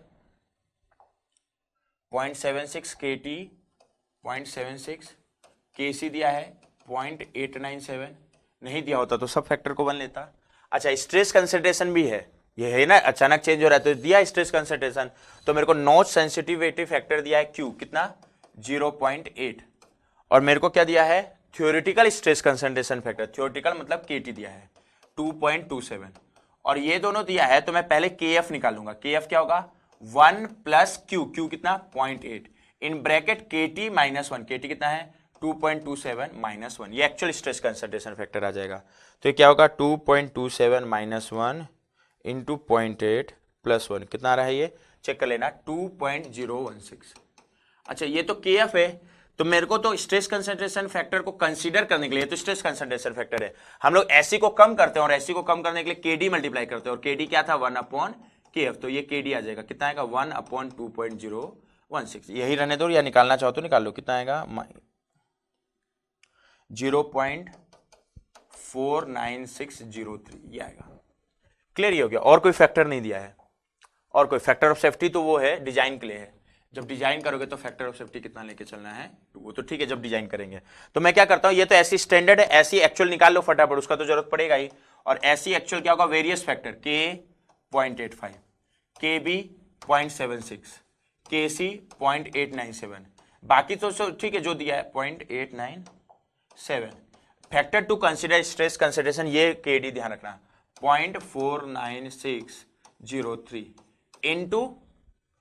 इंटू और कोई फैक्टर नहीं है तो ऐसी स्टैंडर्ड कितना है 315 मेगापास्कल। तो ये एक्चुअल एसी आ जाएगा, कितना रहा है कैलकुलेशन चेक कर लेना ना।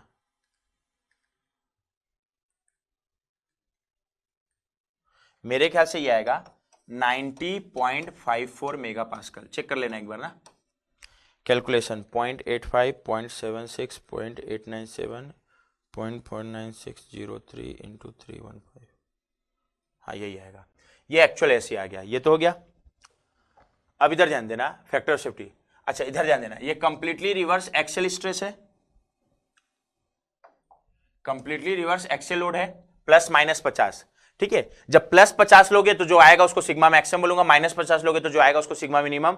अच्छा सिग्मा मैक्सिमम अगर सिग्मा आया तो सिग्मा मिनिमम पक्का माइनस सिग्मा आएगा, क्योंकि प्लस माइनस 50 मतलब कंप्लीटली रिवर्स वाला केस है। अच्छा एक्सेल लोड है तो लोड फैक्टर खुद से 0.8 मत ले लेना, वो होता है क्वेश्चन में लोड फैक्टर दिया है क्या, नहीं तो मैं लोड फैक्टर मान लूंगा, क्वेश्चन में नहीं तो देना चाहिए था, सिंपल सी बात ये है। अब क्या करोगे, इसको मेरे को डिजाइन करना है, तो इसमें मेरे को क्वेश्चन में क्या बोला है, क्या बोला फैक्टर ऑफ सेफ्टी टू, इसका थिकनेस फाइंड, क्वेश्चन में प्रॉपर नहीं लिखा हुआ है, बुकलेट का क्वेश्चन नंबर 33 है ना, चेंज कर लेना, इसका थिकनेस निकालना है, ये प्लेट है, इसका क्रॉस सेक्शन रेक्टेंगुलर है तो प्लेट की थिकनेस निकालना है T, ठीक है। अच्छा अब मैं को क्या करूंगा, जो मैं स्ट्रेस निकालूंगा ना वो क्रिटिकल सेक्शन का निकालूंगा। क्रिटिकल सेक्शन वो होता है जहां का स्ट्रेस सबसे ज्यादा हो किसी भी लोड के लिए, तो कोई भी एक लोड को दिमाग में लेके देखो, प्लस 50 को ले लो, स्ट्रेस कहां ज्यादा आएगा, यहां का एरिया कम है तो अगर रेजिस्टेंस 50 है तो 50 अपन एरिया, जहां का एरिया कम है तो स्ट्रेस यहां का कम आएगा, सॉरी ज्यादा आएगा, जहां का स्ट्रेस ज्यादा है वो क्रिटिकल पॉइंट है ना मेरा, क्योंकि उसको अगर मैं स्ट्रेंथ से कम ले लिया तो बाकी पॉइंट का स्ट्रेस तो पक्का स्ट्रेंथ से कम होगा ही। अच्छा 50 यहां का एरिया कम है, अच्छा इस पूरे पोर्शन में भी ये पूरा क्रिटिकल सेक्शन नहीं, ये क्रिटिकल सेक्शन है, क्यों, क्योंकि यहां का एरिया भी कम है और क्या यहाँ स्ट्रेस कंसंट्रेशन भी होगा क्या, और उसको ले चुका हूं ना मैं KD में ले चुका हूं, तो अब निकालते समय तो नॉमिनल फॉर्मूला यूज करोगे, तो ये जो पोर्शन है वो मेरा क्रिटिकल सेक्शन होगा। अब इस क्रिटिकल सेक्शन का मैक्सिमम स्ट्रेस कितना होगा, मैक्सिमम कहने का मतलब मैक्सिमम लोड के corresponding stress plus 50,000 upon area.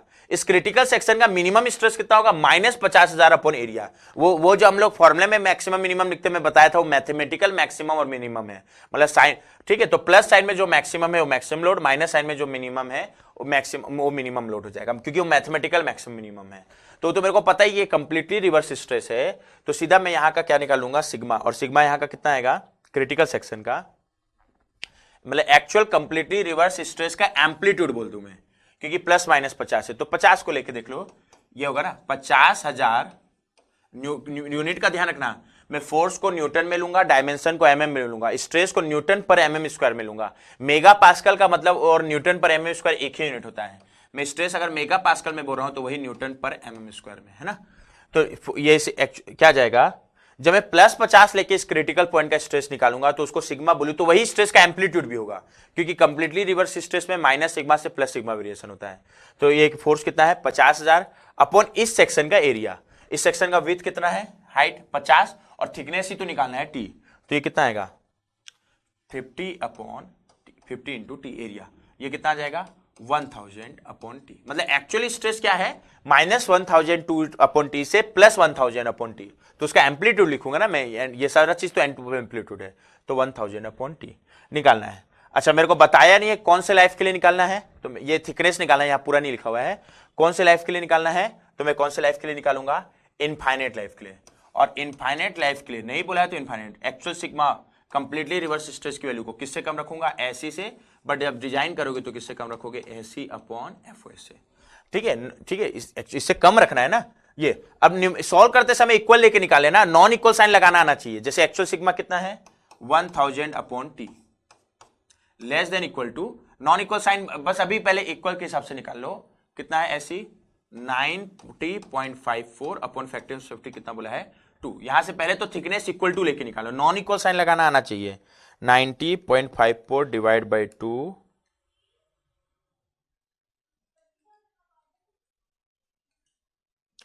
I think ये आएगा, चेक कर लेना कैलकुलेशन 22.089 mm, क्योंकि फोर्स को मैं न्यूटन में को डायमेंशन को किस में लिया हूं mm लिया हूं। अच्छा, अब नॉन इक्वल साइन कैसे लगाओगे, हमेशा ध्यान रखना एक्चुअल स्ट्रेस कम होना चाहिए, और एक्चुअल स्ट्रेस ये है, और एक्चुअल स्ट्रेस थिकनेस नीचे आ रहा है, तो एक्चुअल स्ट्रेस को कम रखने के लिए थिकनेस को मैं क्या लूंगा, ज्यादा लूंगा, तो एक्चुअल थिकनेस क्या होना चाहिए, इतना, ये इससे ज्यादा। बाकी मैथमेटिकली इसको रिलेट करोगे तो यही आएगा, ये आ जाएगा। जैसे अगर मेरे को ऑप्शन में ये मिला तो इसको टिक करूंगा, अगर ये ऑप्शन में नहीं मिल रहा है तो इससे नेक्स्ट बड़ी वैल्यू को टिक करूंगा, अगर इसके आसपास नहीं मिल रहा है तो। जैसे क्या क्या ऑप्शन है, थिकनेस निकालना है 15, 20, 22.1 और 27.8, क्या आया मेरा 22.089, मतलब मैं किसको टिक करूंगा, 22, लगभग वही ऑप्शन है, आ जाएगा। अगर ये नहीं होता तो इससे ज्यादा को टिक करता, ऑप्शन सी, इसका आंसर क्या है, ऑप्शन सी। कैलकुलेशन चेक कर लेना। तो ये हो गया मेरा इनफाइनाइट लाइफ के लिए। अच्छा, फाइनाइट लाइफ के लिए आता तो मैं कुछ नहीं करता, एस एन कर उससे एस एफ निकाल लेता और सिग्मा को S F upon F S से कम लेता। ठीक है, जैसे नेक्स्ट क्वेश्चन वही है,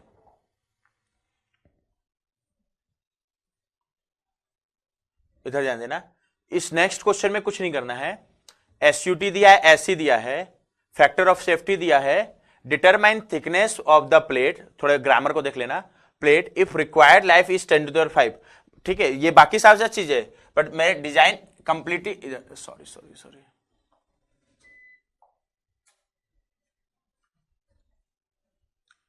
इधर ध्यान देना, होना किसके लिए चाहिए, अभी हम लोग कंप्लीटली रिवर्स स्ट्रेस के लिए पढ़ रहे हैं, तो यहां भी कंप्लीटली रिवर्स स्ट्रेस है। तो सिंपल क्या करूंगा, बस इनफाइनाइट लाइफ के लिए नहीं बोला है, तो फेलियर का क्राइटेरिया ऐसी नहीं होगा, ऐसे होगा। तो पहले तो तुम लोग को क्या करना पड़ेगा, चूंकि कंप्लीटली रिवर्स स्ट्रेस है, मतलब फटीग स्ट्रेंथ, बट एंडुरेंस स्ट्रेंथ की बजाय फटीग क्यों ले रहा हूं, क्योंकि 10⁵ साइकिल के लिए मेरे को निकालना है। ठीक है, डिजाइन करना है, तो पहले तो वो निकाल लो, बाकी सब चीज बात की चीज है। तो मेरे को क्वेश्चन में क्या क्या दिया है, थिकनेस तो निकालना है, एसयूटी दिया है, एससी दिया है, ये नेक्स्ट इधर ले लेना ना, एसयूटी 630 सब मेगा पास्कल में ना, एसई 100 मेगा पास्कल, ये स्टैंडर्ड मान लेना, बट कोई फैक्टर नहीं दिया तो यही एक्चुअल एससी हो जाएगा। फैक्टर ऑफ सेफ्टी, ये तो डिजाइन करते समय का काम है, अभी इसका कोई रूल नहीं है, 2, और मेरे को 10⁵ साइकिल के लिए डिजाइन करना है, तो फटीग स्ट्रेंथ निकालूंगा।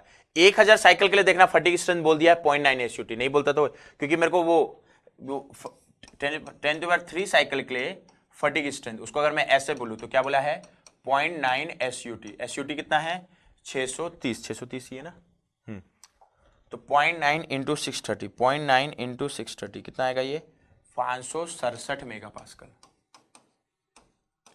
ये तो 0.9 के लिए हो गया ना।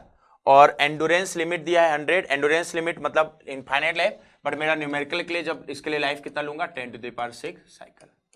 अब मेरे को इनफाइनाइट लाइफ के लिए डिजाइन करना होता तो फेलियर का क्राइटेरिया ऐसे ही लेता, बट डिजाइन करना है 10⁵ साइकिल के लिए, तो इसके लिए मैं पहले स्ट्रेंथ निकालूंगा एसएफ। तो मेरे को क्या निकालना पड़ेगा, 10⁵ साइकिल के लिए, इसको अगर मैं एन डेस बोलूं, इसके लिए स्ट्रेंथ कितना है, क्या निकालूंगा, एसएफ डेस। और अगेन वही एस एन कर्व यूज कर लोगे, मैं डायरेक्ट कर रहा ना, एस एन कर्व मतलब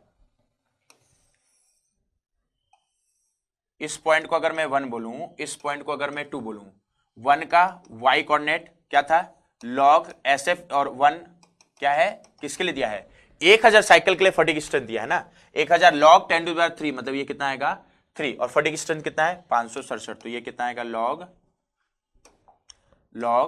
567 यानी 567।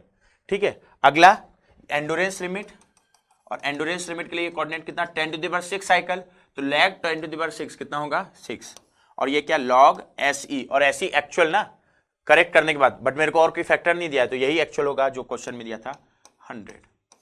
अब मेरे को क्या करना है, इसको अगर मैं x बोलूं तो x कितना, 10⁵ साइकिल के कोरस्पोंडिंग का फटीग स्ट्रेंथ निकालना है ना, तो 10⁵, तो ये क्या हो जाएगा log 10⁵, और log 10⁵ को क्या लिख सकते हो 5, इसके कोरस्पोंडिंग का फटीग स्ट्रेंथ निकालना है, तो पहले y निकालूंगा, और y क्या होगा, इसके फटीग स्ट्रेंथ को SF डेस बोला हूं, तो y क्या होगा log SF डेस, तो अगर मेरे को y निकल गया तो क्या निकल जाएगा SF डेस। तो ये इंटरपोलेशन से निकाल लोगे, क्या करोगे, x माइनस x1, x1 ये 1 के corresponding x coordinate 3 upon x2 minus x1, 2 का x कोऑर्डिनेट 6 माइनस x1, 1 का x coordinate 3 equal to y minus y1, 1 ये है, 1 का y कोऑर्डिनेट कितना है log 567 upon y2 minus y1, 2 का y coordinate log 100 minus y1 log base 10 वाला है, बस ध्यान रखना 567, और x कितना है 5, 10⁵, तो log 10⁵ 5, तो यहां से क्या निकल जाएगा y, और y निकल गया तो SF डेस निकल जाएगा, ठीक है खुश।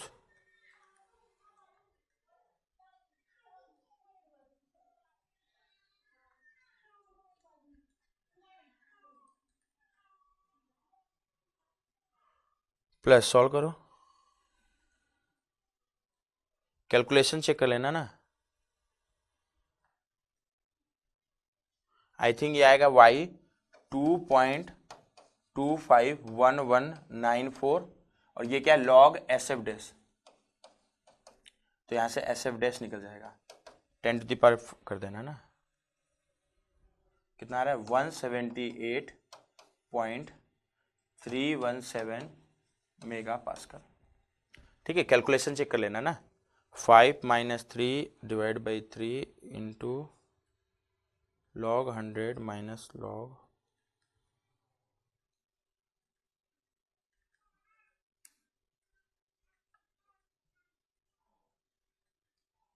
हाँ यही आएगा। ठीक है, ये आ गया। तो अब मेरा फेल्योर का क्राइटेरिया फटीग स्ट्रेंथ हो जाएगा जो 10/5 साइकिल के कोरस्पोंडिंग है, ये हो गया। तो बाकी सारा चीज बात की चीज था, अब मेरा फेल्योर का क्राइटेरिया आ गया, कितना होगा यहां लिख दे रहा हूं क्योंकि मैं 10 टू द फाइनाइट लाइफ के लिए डिजाइन कर रहा हूं। तो SF डैश कितना 178.317 मेगा पास्कल, खत्म, ये हो गया। और फैक्टर ऑफ सेफ्टी डिजाइन करते समय कितना लेना है, ये हो गया। अब ये तो हो गया, वो निकाल लिया फेल्योर क्राइटेरिया, क्योंकि अच्छा अगेन ये कंप्लीटली रिवर्स स्ट्रेस से सब्जेक्टेड है, तो मेरा फटीग स्ट्रेंथ वाला कॉन्सेप्ट वैलिड है क्योंकि हम लोग कंप्लीटली रिवर्स स्ट्रेस के लिए स्ट्रेंथ निकाले हैं। ठीक है, और क्रिटिकल सेक्शन ये सारा इक्वली क्रिटिकल होगा क्योंकि सब जगह का स्ट्रेस किसी लोड के लिए मैक्सिमम कहां देखोगे, कहां का आएगा वो क्रिटिकल होगा, बट सबका बराबर आएगा ना। जैसे मैं कोई भी एक लोड ले लूं 50,000 ले लूं तो यहां का भी स्ट्रेस 50,000 अपॉन एरिया, यहां का भी 50,000 अपॉन एरिया, तो कोई भी एक सेक्शन को क्रिटिकल सेक्शन ले लो। तो जब मैक्सिमम लोड लिया हूं उसको एक बार के लिए मैं प्लस सिग्मा बोलूं तो उसके कोरस्पोंडिंग स्ट्रेस कितना आएगा 50,000 अपॉन इस प्लेट का एरिया, और प्लेट का एरिया कितना है, इसका विड्थ कितना है 50 इंटू थिकनेस निकालना है ना, इसका भी थिकनेस निकालना है इंटू टी, ये आ जाएगा। ठीक है, ये कितना आ रहा है 1000 अपॉन टी। जैसे अगर -50 लेते तो ये -1000 अपॉन टी आता, तो ये कंप्लीटली रिवर्स स्ट्रेस है ना, तो मैं मैक्सिमम के कोरस्पोंडिंग निकाला ना, इसी को एम्पलीट्यूड बोल दूंगा, यही एम्पलीट्यूड हो जाएगा स्ट्रेस का। क्लियर, क्योंकि माइनस सिग्मा से प्लस सिग्मा वेरिएशन है तो इस सिग्मा को हम लोग एम्पलीट्यूड बोलते हैं, तो हम लोग को यही तो जानना है। तो एक्चुअल सिग्मा कितना आ गया कंप्लीटली रिवर्स स्ट्रेस वाला, कितना आ गया 1000 अपॉन टी। और मेरे को डिजाइन कर रहा हूं तो एक्चुअल सिग्मा को फाइनाइट लाइफ के लिए डिजाइन करता तो ऐसी से कम लेता, बट इनफाइनाइट लाइफ के लिए डिजाइन करता तो ऐसी से कम लेता। अभी बट फाइनाइट लाइफ के लिए डिजाइन कर रहा हूं, लाइफ दिया था उसके कोरस्पोंडिंग का फटीग स्ट्रेंथ निकाल लिया, उसको SF डैश बोला हूं, तो SF डैश से लूंगा, बट डिजाइन कर रहा हूं तो SF डैश अपॉन FOS से कम लूंगा, निकल जाएगा। सिग्मा कितना है 1000 अपॉन टी must be less than equal to SF dash कितना है 178.317 अपॉन फैक्टर ऑफ सेफ्टी कितना दिया है 2, यहां से थिकनेस आ जाएगा, कैलकुलेट कर लेना ना। मेरे ख्याल से ये आ रहा है 11.215 mm। Again non equal sign हमेशा लगाना क्वेश्चन में, ठीक है। तो एक्चुअली स्ट्रेस हमेशा कम रहना चाहिए तभी तो सेफर साइड होगा, तो ये कम रखने के लिए मेरे को थिकनेस को क्या लेना पड़ेगा ज्यादा, तो एक्चुअल थिकनेस या तो इतना होना चाहिए या इससे ज्यादा। अगर ये ऑप्शन में नहीं है तो इससे ज्यादा वाला टिक करूंगा। क्या दिया ऑप्शन अभी आया है मेरा 11.215 या उससे ज्यादा, 11.215 है ऑप्शन में, और क्या हो जाएगा आंसर ए। जैसे मान लो ये ऑप्शन में नहीं होता तो फिर इसको टिक करता है, मतलब इससे जो भी नेक्स्ट वैल्यू ग्रेटर वैल्यू होती है, ये हो गया। क्लियर है ये, तो ये हो गया design for completely reverse stress. Infinite life के लिए बोलता है तो फेल्योर का क्राइटेरिया ऐसी, और फाइनाइट लाइफ के लिए बोलता है तो फेल्योर का क्राइटेरिया ऐसे, वो एसन कर्व से निकल जाएगा। तो दोस्तों हमने कंप्लीटली रिवर्स स्ट्रेस के लिए डिजाइनिंग देख लिया। अगर मेरे को इनफाइनाइट लाइफ के लिए डिजाइन करना है तो एक्चुअल सिग्मा को ऐसी से कम रखूंगा, डिजाइन करते समय सिग्मा को ऐसी अपॉन FOS से कम ले लूंगा। कंप्लीटली रिवर्स स्ट्रेस वाला सिग्मा की बात कर रहा हूं ना। अगर मेरे को फाइनाइट लाइफ के लिए डिजाइन करना है तो मैं उसके कोरस्पोंडिंग फटीग स्ट्रेंथ SF निकाल लूंगा, और एक्चुअल सिग्मा को यानी कंप्लीटली रिवर्स स्ट्रेस के सिग्मा को SF से कम रखूंगा, डिजाइन करूंगा तो SF अपॉन FOS से कम रखूंगा। तो ये तो हो गया मेरा कंप्लीटली रिवर्स स्ट्रेस के लिए डिजाइनिंग। बट जरूरी है क्या फ्लक्चुएटिंग स्ट्रेस में जो क्वेश्चन है हमेशा कंप्लीटली रिवर्स स्ट्रेस का है, वो तो कंप्लीटली रिवर्स स्ट्रेस मतलब स्ट्रेस फ्लक्चुएट करा था माइनस सिग्मा से प्लस सिग्मा। अभी कभी क्वेश्चन ऐसा आ सकता है कि मेरा स्ट्रेस फ्लक्चुएट करा है माइनस सिग्मा टू सिग्मा, मेरा स्ट्रेस फ्लक्चुएट कर रहा है -50 to 100 मेगापास्कल, या मेरा स्ट्रेस फ्लक्चुएट कर रहा है 0 to 100 मेगा, बहुत सारा वेरिएशन आ सकता है। तो कंप्लीटली रिवर्स के लिए हम लोग के पास टेस्ट था, हम लोग करके कर लिए। अब अगर इसके अलावा और कोई फ्लक्चुएटिंग स्ट्रेस का क्वेश्चन आता है, इसके अलावा फ्लक्चुएटिंग मतलब मेरा माइनस सिग्मा से प्लस सिग्मा वेरिएशन के अलावा और कोई क्वेश्चन आता है, जैसे माइनस सिग्मा 2 प्लस सिग्मा -50 से 100 मेगा पास्कल 0 to 100, इस तरीके का कोई क्वेश्चन आ रहा है, तो अगला हम इसका डिजाइनिंग समझेंगे। तो अदर क्वेश्चन कोई आ रहा है कंप्लीटली रिवर्स के अलावा फ्लक्चुएटिंग का, कंप्लीटली रिवर्स का तो हम लोग कर चुके हैं, कंप्लीटली रिवर्स के अलावा, तो इसकी डिजाइनिंग कैसे करेंगे। तो अभी मैं लिख रहा हूं next, designing against fluctuating stress पढ़ रहे हैं, दिमाग में बस ये रखना कंप्लीटली रिवर्स के अलावा क्वेश्चन आ रहा है।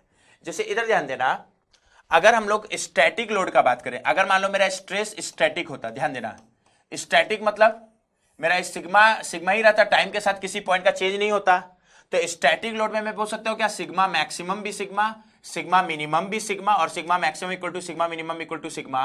तो इसका सिग्मा एम्पलीट्यूड निकालोगे तो 0 आएगा, ये निकाल चुके थे, और इसका सिग्मा मीन निकालोगे, सिग्मा मीन क्या होता है, sigma maximum plus sigma minimum divide by 2 करते तो ये सिग्मा ही आता। तो स्टैटिक लोड होता तो उसका सिग्मा मीन आता सिग्मा, और सिग्मा एम्पलीट्यूड आता 0। और स्टैटिक लोड में फेल्योर का क्राइटेरिया क्या होता है, स्टैटिक लोड में जो मैं सिग्मा बोलता हूं ये समझ लेना सिग्मा मीन है और सिग्मा एम्पलीट्यूड, क्योंकि उसमें कोई भी फ्लक्चुएशन नहीं है। और स्टैटिक लोड में फेल्योर का क्राइटेरिया क्या होता है, एसवाईटी या एसयूटी, मतलब एक्चुअल सिग्मा को या तो एसवाईटी से कम लोगे या एक्चुअल सिग्मा को एसयूटी से कम लोगे, डिजाइन करे तो फैक्टर ऑफ सेफ्टी ले रहे तो अलग चीज है।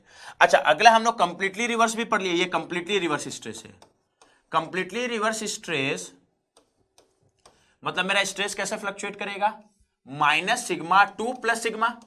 अच्छा, अगर minus sigma 2 plus sigma variate कर रहा है तो इसका सिग्मा एम्पलीट्यूड याद होगा, सिग्मा आता है, sigma maximum plus sigma minimum, sorry sigma maximum sigma minus sigma minimum, और सिग्मा मिनिमम को माइनस सिग्मा डिवाइड बाय 2 करोगे तो सिग्मा आएगा, और इसका याद होगा सिग्मा मीन 0 आता है, तो कर चुके हैं अपन, सिग्मा एम्पलीट्यूड सिग्मा और सिग्मा मीन 0। और ये जो कंप्लीटली रिवर्स स्ट्रेस का सिग्मा एम्पलीट्यूड है यानी सिग्मा, ठीक है, इसको मैं क्या करूंगा, यहां फेल्योर का सिग्मा मीन इसका कितना है, 0, मतलब क्यों, क्योंकि यहाँ मतलब स्टैटिक यहाँ लगभग मैं बोलूंगा ये, इसीलिए तो इसको कंप्लीटली रिवर्स बोलते हैं, इसमें सबसे ज्यादा फ्लक्चुएशन है, क्यों, क्योंकि इसका सिग्मा मीन 0 है, सिग्मा मीन हमेशा स्टैटिक से रिलेट होगा और सिग्मा एम्पलीट्यूड फ्लक्चुएशन से रिलेट होगा, और यहाँ सिग्मा एम्पलीट्यूड कितना है, सिग्मा। और डिजाइन करूंगा तो इस सिग्मा एम्पलीट्यूड को जो सिग्मा के बराबर है एससी से कम रखूंगा, अगर फाइनाइट लाइफ के लिए डिजाइन करे तो एसएफ से डिजाइन करोगे। और स्टैटिक में ये जो सिग्मा लिख रहा हूं वो एक्चुअल में सिग्मा मीन है, इसका सिग्मा एम्पलीट्यूड 0 है, उसको या तो एसवाईटी से कम रखूंगा या एसयूटी से।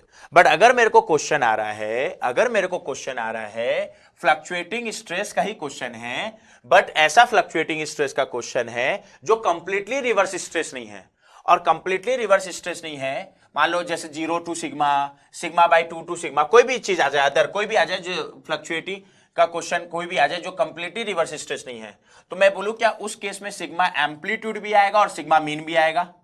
कंप्लीटली रिवर्स स्ट्रेस में सिग्मा एम्पलीट्यूड सिग्मा आ रहा था और सिग्मा मीन 0 था, स्टैटिक में सिग्मा मीन सिग्मा था और सिग्मा एम्पलीट्यूड 0 था। बट अगर मेरा फ्लक्चुएटिंग है कंप्लीटली रिवर्स के अलावा, मतलब ना तो स्टैटिक है नहीं कंप्लीटली रिवर्स है, और नहीं स्टैटिक है नहीं कंप्लीटली रिवर्स है, तो वहां सिग्मा एम्पलीट्यूड का भी कोई वैल्यू होगा और सिग्मा मीन का। अच्छा, ये बताना क्या सिग्मा एम्पलीट्यूड को मैं कंप्लीटली रिवर्स से रिलेट कर सकता हूं, मतलब मैं कंप्लीटली रिवर्स में क्या था, सिग्मा एम्पलीट्यूड अगर एसई या एसएफ से कम है, एसई कब, जब इनफाइनाइट लाइफ है, एसएफ कब, जब फाइनाइट लाइफ है, तो मेरा सेफ रहेगा। और मैं स्टैटिक सिग्मा एम को स्टैटिक से रिलेट कर सकता हूं क्या, और केवल स्टैटिक लोड था तो सिग्मा एम सिग्मा था और सिग्मा एम्पलीट्यूड क्योंकि 0 था, और अगर स्टैटिक लोड है तो सिग्मा या तो एसवाईटी से कम होना चाहिए या एसयूटी से कम होना चाहिए। जैसे इधर समझना, मैं एक ग्राफ बनाऊं बट अभी मेरा फ्लक्चुएटिंग स्ट्रेस है, बट वो ना तो स्टैटिक है ना ही कंप्लीटली रिवर्स है, तो उस केस में सिग्मा एम्पलीट्यूड भी आएगा और सिग्मा मीन भी आएगा। जैसे इधर समझना मैं क्या बोलना चाह रहा हूं, अगर मैं वाई एक्सिस पे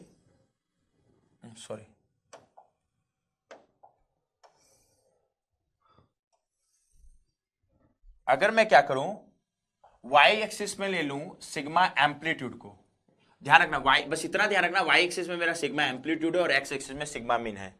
अगर मेरा कंप्लीटली रिवर्स स्ट्रेस होता, अगर मेरा कंप्लीटली रिवर्स स्ट्रेस होता तो सिग्मा मीन 0 होता और सिग्मा एम्पलीट्यूड सिग्मा होता, सिग्मा मीन 0 होता और सिग्मा एम्पलीट्यूड 0, तो वाई एक्सिस आता। और कंप्लीटली रिवर्स के केस में हम लोग फेल्योर का क्राइटेरिया किसको लेके चलते हैं, एस ई को, मतलब वो कब फेल होता है, ऐसे मतलब एक्चुअल सिग्मा एम्पलीट्यूड को एसई से कम रखता, तो फेल्योर का क्राइटेरिया क्या होता है, एस ई होता है, तो मैं वाई एक्सिस में एक पॉइंट ले लिया एस सी के बराबर। अच्छा फाइनाइट लाइफ के लिए डिजाइन करता तो इसी को एस सी के बजाय एस एफ लेता। अभी मैं नहीं बोला है तो बाय डिफॉल्ट इनफाइनाइट लाइफ के लिए डिजाइन करूंगा तो यहाँ एस सी लिया, अगर फाइनाइट लाइफ के लिए करते तो इसी को एस सी के बजाय क्या बोल देते एस एफ। ये तो कंप्लीटली रिवर्स स्ट्रेस के लिए हो गया, क्योंकि कंप्लीटली रिवर्स स्ट्रेस में सिग्मा एम क्या होता 0। वैसे एक बार के लिए मैं स्टैटिक को देखूं, स्टैटिक के लिए सिग्मा मीन सिग्मा होता और सिग्मा एम्पलीट्यूड 0 होता, और इस sigma mean equal to sigma को या तो एसवाईटी से कम लेता या एसयूटी से कम लेता। तो स्टैटिक मेरा सिग्मा मीन मेरा एक्स एक्सिस में और स्टैटिक में सिग्मा मीन सिग्मा होता अलग चीज है। तो स्टैटिक के केस में या तो मटेरियल फेल होगा एसवाईटी पे, तो इस पॉइंट को मैं बोल दे रहा हूं एसवाईटी सपोज, या फेल होगा एसयूटी पे, सपोज इस पॉइंट को मैं बोल दे रहा हूं क्या एसयूटी, या तो फेल होगा एसवाईटी पे या एसयूटी पे। तो अगर केवल कंप्लीटली रिवर्स का क्वेश्चन आता तो कुछ नहीं करता मैं सिग्मा ए को एससी से, केवल स्टैटिक का क्वेश्चन आता तो कुछ नहीं करता सिग्मा एम को एसवाईटी या एसयूटी से। बट अभी मेरा ना तो स्टैटिक है ना ही कंप्लीटली रिवर्स है, फ्लक्चुएटिंग है, जो बीच फ्लक्चुएटिंग है बट कंप्लीटली रिवर्स वाला फ्लक्चुएटिंग नहीं है, तो उस केस में सिग्मा एम्पलीट्यूड भी आएगा और सिग्मा मीन भी आएगा। मतलब मैं ये बोलूं क्या, सिग्मा एम्पलीट्यूड भी आएगा, मतलब एससी का भी इफेक्ट होगा और एसवाईटी और एसयूटी का भी इफेक्ट होगा। तो इस केस में कैसे फेल होगा, तो इस केस में कैसे फेल होगा, इसके लिए थोड़ा सा टेस्टिंग मेरे करना बहुत प्रैक्टिकली पॉसिबल नहीं, क्योंकि इनफाइनाइट कॉम्बिनेशन बनेगा। हाँ कुछ कॉम्बिनेशन ले लेके हम लोग क्या करते हैं, जैसे कुछ सिग्मा ए और सिग्मा एम का कॉम्बिनेशन लेके टेस्ट करते हैं अपन, तो ये ऐसा कुछ स्कैटर डाटा मिलता है, ये ऐसा कुछ डाटा, मतलब ये फेलवर का क्राइटेरिया आ जाएगा। जब केवल कंप्लीटली रिवर्स था तो फैक्टर का क्राइटेरिया ऐसी था इनफाइनाइट लाइफ के लिए, केवल अगर स्टैटिक था तो या तो एसवाईटी था या एसयूटी था। बट अगर बीच का कुछ वैल्यू होगा ना तो ये ऐसा कुछ स्कैटर डाटा आएगा, एकदम कोई एग्जैक्ट ग्राफ नहीं बनेगा, ऐसा कुछ डक्टाइल मटेरियल क्या लगाएगा। तो हम लोग क्या करते हैं ना, इसको ही बजाय हम लोग इसको एक एवरेज ग्राफ से रिप्लेस कर देते हैं, और वो एवरेज ग्राफ 3 ग्राफ पढ़ना है हम लोग को, एक सोडरबर्ग, एक गुडमैन और एक गर्बर, तीनों बताऊंगा मैं। बस वो ग्राफ मेरे को याद रखना है कि सोडरबर्ग में किसको बोल रहा हूं, गुडमैन में किसको बोल रहा हूं, और मैं क्या गर्बर क्राइटेरिया किसको बोल रहा हूं। वो ग्राफ पता है तो कोई भी क्वेश्चन सॉल्व कर लोगे फ्लक्चुएटिंग स्ट्रेस का other than complete reverse. Complete reverse में तो बहुत सिंपल था, सिग्मा को एससी से कम रखना था, स्टैटिक भी बहुत सिंपल था, या तो एसवाईटी या एसयूटी से कम रखना था। बट अगर फ्लक्चुएटिंग है जो कंप्लीटली रिवर्स नहीं है तो उसका कुछ ना कुछ सिग्मा एम्पलीट्यूड भी होगा क्रिटिकल पॉइंट का और सिग्मा मीन, तो ये बीच में इधर कहीं फेल होगा ना। तो इसका फेलवर कैसे करेंगे, हम लोग को ये स्कैटर डाटा नहीं लेना है, हम लोग को क्वेश्चन में ये ज्यादा टाइम लगेगा, ये ले हम लोग क्या करेंगे, एक इनके बीच एक रफली हम लोग 3 टाइप का ग्राफ बनाते हैं, वो अलग अलग साइंटिस्ट हैं। जैसे हम लोग थ्योरी ऑफ फेल्योर में अलग अलग थ्योरी ऑफ फेल्योर पढ़ते थे ना, वैसे जब मेरे को फ्लक्चुएटिंग स्ट्रेस का क्वेश्चन आ रहा है जिसमें सिग्मा ए और सिग्मा एम है, तो अलग अलग साइंटिस्ट ने अपना एक एक फेल्योर लाइन दे दिया। जैसे एक साइंटिस्ट था सोडरबर्ग, सोडरबर्ग को मैं 1 में लिख रहा हूं, तो इसको मैं लिख रहा हूं सोडरबर्ग लाइन इसलिए लिख रहा हूं क्योंकि उसने लाइन बनाया था। उसने क्या बोला, अगर फ्लक्चुएटिंग का कोई क्वेश्चन आता है ना तो उसके लिए फेल्योर का लाइन इसको मान लो, जैसे वाई एक्सिस पे मतलब सिग्मा ए जब कंप्लीटली रिवर्स होता तो ऐसी, और जब मैं स्टैटिक सिग्मा मीन को देख रहे हो ना तो एसवाईटी वाले पॉइंट को मार्क करो, देखना पिंक कलर से कराओ ये, और इन दोनों वाई एक्सिस में एसी को और एक्स एक्सिस में एसवाईटी को, इन दोनों पॉइंट को स्ट्रेट लाइन से मिला दो। तो ये फ्लक्चुएटिंग के लिए सोडरबर्ग के हिसाब से फेल्योर का लाइन है। मतलब अगर मेरा एक्चुअल लोडिंग ना एक्चुअल सिग्मा ए और सिग्मा एम इसके इस रीजन के अंदर है तो वो सोडरबर्ग के हिसाब से सेफ है, इस रीजन के बाहर है तो सोडरबर्ग के हिसाब से फेल है, और एग्जैक्टली इस लाइन पे लाई कर रहा है। मान लो कोई सिग्मा ए और सिग्मा एम का कॉम्बिनेशन एग्जैक्टली इस लाइन पे आ रहा है तो सोडरबर्ग के हिसाब से जस्ट सेफ है विद एफओएस 1, मतलब एक्चुअली इससे अंदर होना चाहिए। तो ये फेल्योर का लाइन है एज पर सोडरबर्ग। तो पहले तो मैं तीनों लाइन बता रहा हूं। सोडरबर्ग बोला वाई एक्सिस यानी सिग्मा वाई एक्सिस में सिग्मा ए है ना, और सिग्मा ए वाले एक्सिस पे एसी और सिग्मा एम वाले एक्सिस में एसवाईटी एसयूटी, पहले तो ये लिख लिया। सोडरबर्ग ने बोला मेरे हिसाब से फेल्योर का लाइन है फ्लक्चुएटिंग के लिए वाई एसी और एसवाईटी को मिला दो। ध्यान रखना एक्स एक्सिस में सिग्मा एम है और वाई एक्सिस में सिग्मा एम है, ये सोडरबर्ग। दूसरा एक साइंटिस्ट था, पहले तीनों नाम लिख दे रहा हूं, ठीक है पहले। अच्छा सोडरबर्ग का इक्वेशन मैं पहले, ये लाइन है तो इसका इक्वेशन लिख दे रहा हूं, ये इक्वेशन बाद में लिखेंगे, एक एक करके बाद में लिखेंगे, अलग से लिखे, अभी बस लाइन बता दे रहा है। दूसरा एक साइंटिस्ट है गुडमैन, गुडमैन ने क्या किया, गुडमैन ने क्या, कौन सा लाइन ज्यादा बेटर है वो हम लोग बाद में करेंगे, अभी बस क्या हर साइंटिस्ट ने अपना अपना दिया है। गुडमैन ने क्या बोला कि वाई एक्सिस में तो अगेन ऐसी लो येलो कलर से बना रहा हूं, ऐसी को ही मार्क करो, ये ऐसी है। बट एक्स एक्सिस में सिग्मा एम एक्सिस में जब स्टैटिक ले रहे थे तो एसवाईटी की बजाय एसयूटी को देखो, ये एसयूटी, और इन दोनों को स्ट्रेट लाइन से मिला दो, ये भी स्ट्रेट लाइन है, ठीक है। मेरा करो एकदम एग्जैक्ट स्ट्रेट लाइन नहीं दिख रहा होगा इसलिए मैं गुडमैन लाइन लिख दे रहा, लाइन मतलब वो स्ट्रेट लाइन है, क्लियर पॉइंट। और तो इस लाइन को गुडमैन लाइन, मतलब गुडमैन के हिसाब से अगर एक्चुअल लोडिंग इस रीजन के अंदर है तो सेफ है, इसके बाहर है तो अनसेफ है, और इस लाइन पे तो जस्ट सेफ है वो। एक और 3 लाइन हम लोग को मेन पढ़ना है अभी, एक और साइंटिस्ट था गर्बर, इससे क्वेश्चन बहुत कम चांस से आए, गर्बर। तो गर्बर ने लाइन से नहीं मैच किया, इसने पैराबोला से मैच किया, इसको हम लोग बोलते हैं गर्बर पैराबोला। तो मैं तीनों जैसे Soderbergh criteria, Goodman criteria, Gerber criteria में लिख सकता था, बट मैं लाइन इसलिए लिख लिया ना, जो भी 2 पॉइंट को मिल रहा हूं इन दोनों ने लाइन से मिलाया है, जो भी 2 पॉइंट का बात करो उसने एक पैराबोला से मिलाया। तो इसमें एक पैराबोला का इक्वेशन आएगा, इक्वेशन हम लोग बाद में लिखेंगे। तो इसने क्या बोला, इसने भी बोला वाई एक्सिस में ऐसी सिग्मा ए वाले एक्सिस में तो ऐसी आ रहा है हमेशा। हाँ फाइनाइट लाइफ होता तो ये ऐसी की बजाय ऐसे होता। सिग्मा एम वाले एक्सिस में गर्बर ने भी एसयूटी को लिया, बस इन दोनों को स्ट्रेट लाइन से मिलाने की बजाय एक ऐसा पैराबोला से मिलाया, ये ऐसा पैराबोला से। तो ये मेरा लाइन 1 कौन सा लाइन है, सोडरबर्ग। ये मेरा लाइन 2 सॉरी, ये लाइन 2 कौन सा लाइन है, गुडमैन। ये मेरा लाइन 3 कौन सा लाइन है, गर्बर। अभी मैं केवल एक बार के लिए सोडरबर्ग से पूरा सिखा दे रहा हूं, सोडरबर्ग से सीख लिए तो गुडमैन से भी सीख लिए, गर्बर से भी, बस इक्वेशन का अंतर आएगा। तो अभी हम लोग फेल्वर लाइन मान लेते हैं, हम लोग सोडरबर्ग को केवल समझ रहे हैं, वैसी गुडमैन भी हो जाएगा वैसी गर्बर, फिर तीनों को हम लोग एक साथ डील कर लेंगे। बट एक बार बस सोडरबर्ग से सीख लिए डिजाइन करना, मतलब गुडमैन से भी सीख लिए गर्बर, बस लाइन का इक्वेशन चेंज हो जाएगा। अच्छा बाद में मैं कंपेयर कराऊंगा, बस खुद बता सकते हो कौन ज्यादा सेफर है, जिसका रीजन ऑफ सेफ्टी, जैसे थ्योरी ऑफ फेल्योर में देख रहे थे वहां भी, जिसका रीजन ऑफ सेफ्टी छोटा है वो ज्यादा सेफर है। किसका रीजन ऑफ सेफ्टी छोटा है, सोडरबर्ग का, तो सोडरबर्ग ज्यादा सेफर है, फिर गुडमैन, फिर गर्बर। बट वो बात की चीज है, अभी हम लोग एक बार सोडरबर्ग को केवल देख रहे हैं। तो अगर मैं केवल सोडरबर्ग को देख रहा हूं तो यहां सोडरबर्ग का इक्वेशन क्या आ जाएगा, ये वाई एक्सिस, अगर कोई भी फ्लक्चुएटिंग का केस को डिजाइन कर रहे हो कंप्लीटली रिवर्स के अलावा, वाई एक्सिस में क्या लूंगा, सिग्मा एम्पलीट्यूड, एक्स एक्सिस में क्या लूंगा, सिग्मा मीन। और सोडरबर्ग का बात करें तो वाई एक्सिस में ले लो एस ई और एक्स एक्सिस में ले लो एस वाई टी। अच्छा सोडरबर्ग से ब्रेटर मटेरियल कभी नहीं बोलेगा, क्योंकि ब्रेटर मटेरियल का एस वाई टी होता ही नहीं है ना, तो डक्टाइल के लिए बोलेगा। और इन दोनों को सोडरबर्ग के हिसाब से स्ट्रेट लाइन से मिला दो, ये सोडरबर्ग। तो पहला अगर मैं सोडरबर्ग लाइन का इक्वेशन लिखूं, अच्छा किसी भी लाइन का इक्वेशन कैसे लिखो ना इस टाइप के क्वेश्चन में, एक लाइन का इक्वेशन का ये वाला पैटर्न यूज करो। ये इक्वेशन पता होगा, x upon A plus Y upon B equal to 1, ये एक लाइन का पैटर्न होता है ना। x अपॉन ए, x कोऑर्डिनेट मतलब जब y जीरो हो तो x की वैल्यू कितना होगा a, y अपॉन b तो b क्या होगा, इसका y कोऑर्डिनेट होगा, y कोऑर्डिनेट मतलब ये y इंटरसेप्ट होगा, सॉरी y इंटरसेप्ट मतलब जब x जीरो होगा तो जो y की वैल्यू होगी वो b होगी, x जीरो होगा। क्लियर पॉइंट, a क्या होगा x इंटरसेप्ट, b क्या होगा y इंटरसेप्ट, और ये एक लाइन का इक्वेशन का पैटर्न होता है।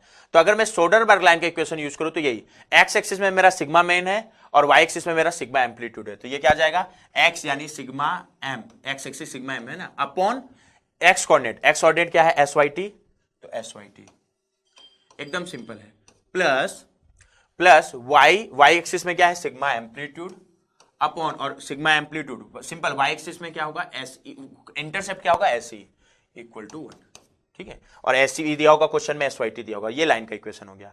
अच्छा ये तो सोडरबर्ग लाइन का इक्वेशन हो गया, बट इस लाइन से जब डिजाइन करोगे तो डिजाइन करते समय तो मेरे को फैक्टर ऑफ सेफ्टी लेके चलना है ना, मतलब ये तो मैं इस लाइन पे हूं तो जस्ट मैं सेफ हूं, बट मेरे को तो जब डिजाइन करूंगा तो एक्चुअल लोडिंग को इसको अंदर लूंगा, और एक्चुअल लोडिंग को इसके अंदर, जैसे यहां है तब तो मेरा सेफ है ना, यहां है तो जस्ट सेफ है, और इसके बाहर है तो फेल हो जाएगा। तो ये तो सोडरबर्ग लाइन का इक्वेशन हो गया। अगर मेरे को लाइन का इक्वेशन लिख रहा हूं तो ये simple, X coordinate sigma M upon SYT और प्लस y कोऑर्डिनेट सिग्मा और y intercept FC equal to 1। अब जब डिजाइन कर रहे हो तो क्या करना, मैं फैक्टर ऑफ सेफ्टी लेके चलूंगा, और फैक्टर ऑफ सेफ्टी मतलब मैं स्ट्रेंथ को कम कर देना ना, जैसे SYT की बजाय SYT upon factor of safety, endurance limit भी स्ट्रेंथ है ना, तो ऐसी की जगह SE अपॉन FOS लेके चलूंगा। तो मान लो मैं फैक्टर ऑफ सेफ्टी बार बार इतना बड़ा FOS लिखूं, उसको एक बार क्लिक फैक्टर ऑफ सेफ्टी को मान लो मैं स्मॉल n बोल रहा हूं, तो मैं क्या करूंगा, जब डिजाइन करूंगा, ये डिजाइन कर सोडरबर्ग से जब डिजाइन करूंगा तो ये इक्वेशन यूज करोगे, तो मैं क्या करूंगा, सिग्मा m अपॉन SYT को SYT लेने की बजाय, SYT की बजाय क्या लिखूंगा, SYT upon factor of safety, ऊपर चला जाएगा n, plus sigma a upon SE को SE की बजाय क्या लिखूंगा, SE upon factor of safety, question में फैक्टर ऑफ सेफ्टी दिया होगा इक्वल टू 1। तो ये फैक्टर ऑफ सेफ्टी n नीचे आ जाएगा क्या, कि दोनों जगह से कॉमन निकल जाएगा, तो इसको ऐसे भी लिख सकते हो, sigma m upon SYT plus sigma a upon SE equal to 1 upon factor of safety.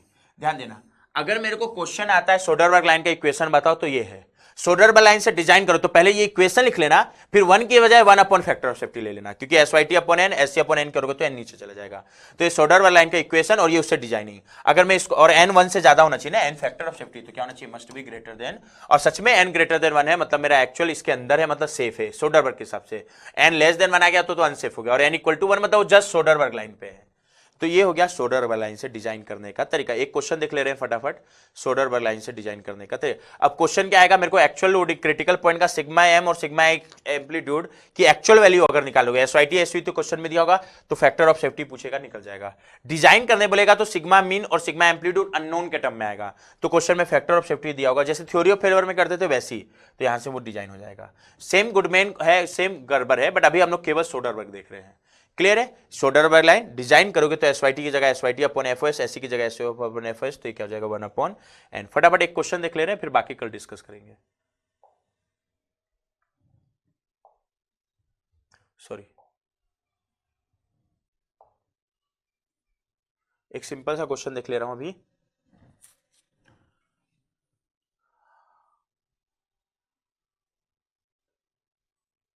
इधर ध्यान देना, इसमें मैं पूरा नहीं सॉल्व कर रहा हूं, अभी बाकी कल डिस्कस करेंगे, अभी बस सोडरबर्ग वाला पार्ट ले रहा हूं, बट ये MSQ है ना, सारा ऑप्शन चेक करना है, ठीक है। अब क्वेश्चन नंबर 39 देख रहा हूं, ठीक है। A component is subjected to fluctuating stress which varies between 100 to 300 megapascal. ध्यान देना, क्वेश्चन में क्या दिया है, फ्लक्चुएटिंग स्ट्रेस जो वेरी कर रहा है 100 to 300 मेगापास्कल, यानी सिग्मा मिनिमम दे दिया है 100, तो अगर मेरे को एक्चुअल वैल्यू दिया तो FOS बोलेगा, सिग्मा मैक्सिमम दे दिया है 300 मेगापास्कल।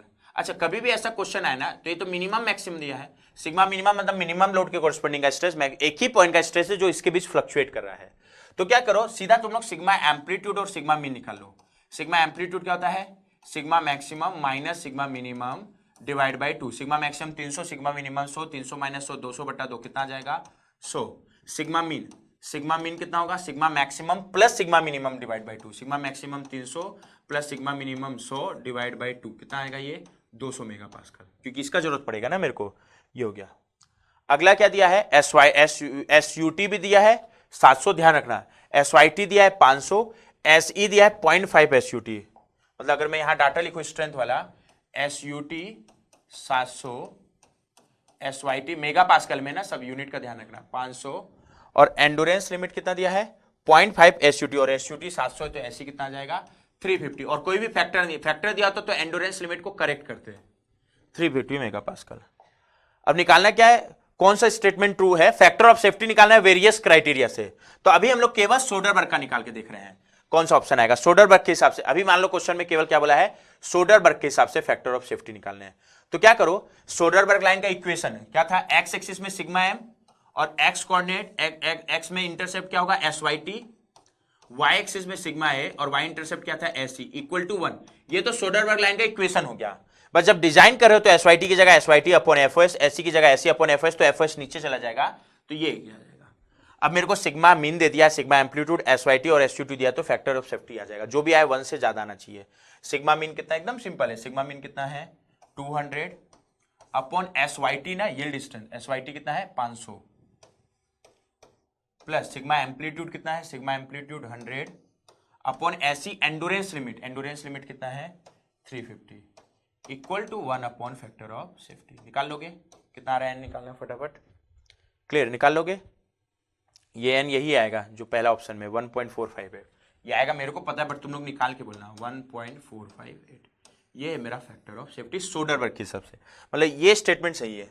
अब आगे हम लोग शाम को देखेंगे गुडमैन के हिसाब से, कल देखेंगे गुडमैन के हिसाब से, गर्बर के हिसाब से, बट सोडरबर्ग के हिसाब से फैक्टर ऑफ सेफ्टी कितना है 1.458। क्लियर है, घर में ये क्वेश्चन ट्राई करना। क्वेश्चन नंबर 37, सोडरबर्ग के हिसाब से एरिया निकालना है। यहां क्या करोगे, 20 किलो सिग्मा मिनिमम निकल जाएगा 20,000 अपॉन एरिया, सिग्मा मैक्सिमम निकल जाएगा 100 इंटू 1000 न्यूटन अपॉन एरिया, तो सिग्मा एम्पलीट्यूड और सिग्मा मीन एरिया के टर्म में आ जाएगा, और इस बार फैक्टर ऑफ सेफ्टी दिया तो एरिया निकल जाएगा। सोडरबर्ग से निकालना है तो वही इक्वेशन यूज करोगे, ठीक है। बाकी कल डिस्कस करते हैं। यहां तक क्लियर है, चलो बाय, जय माता दी।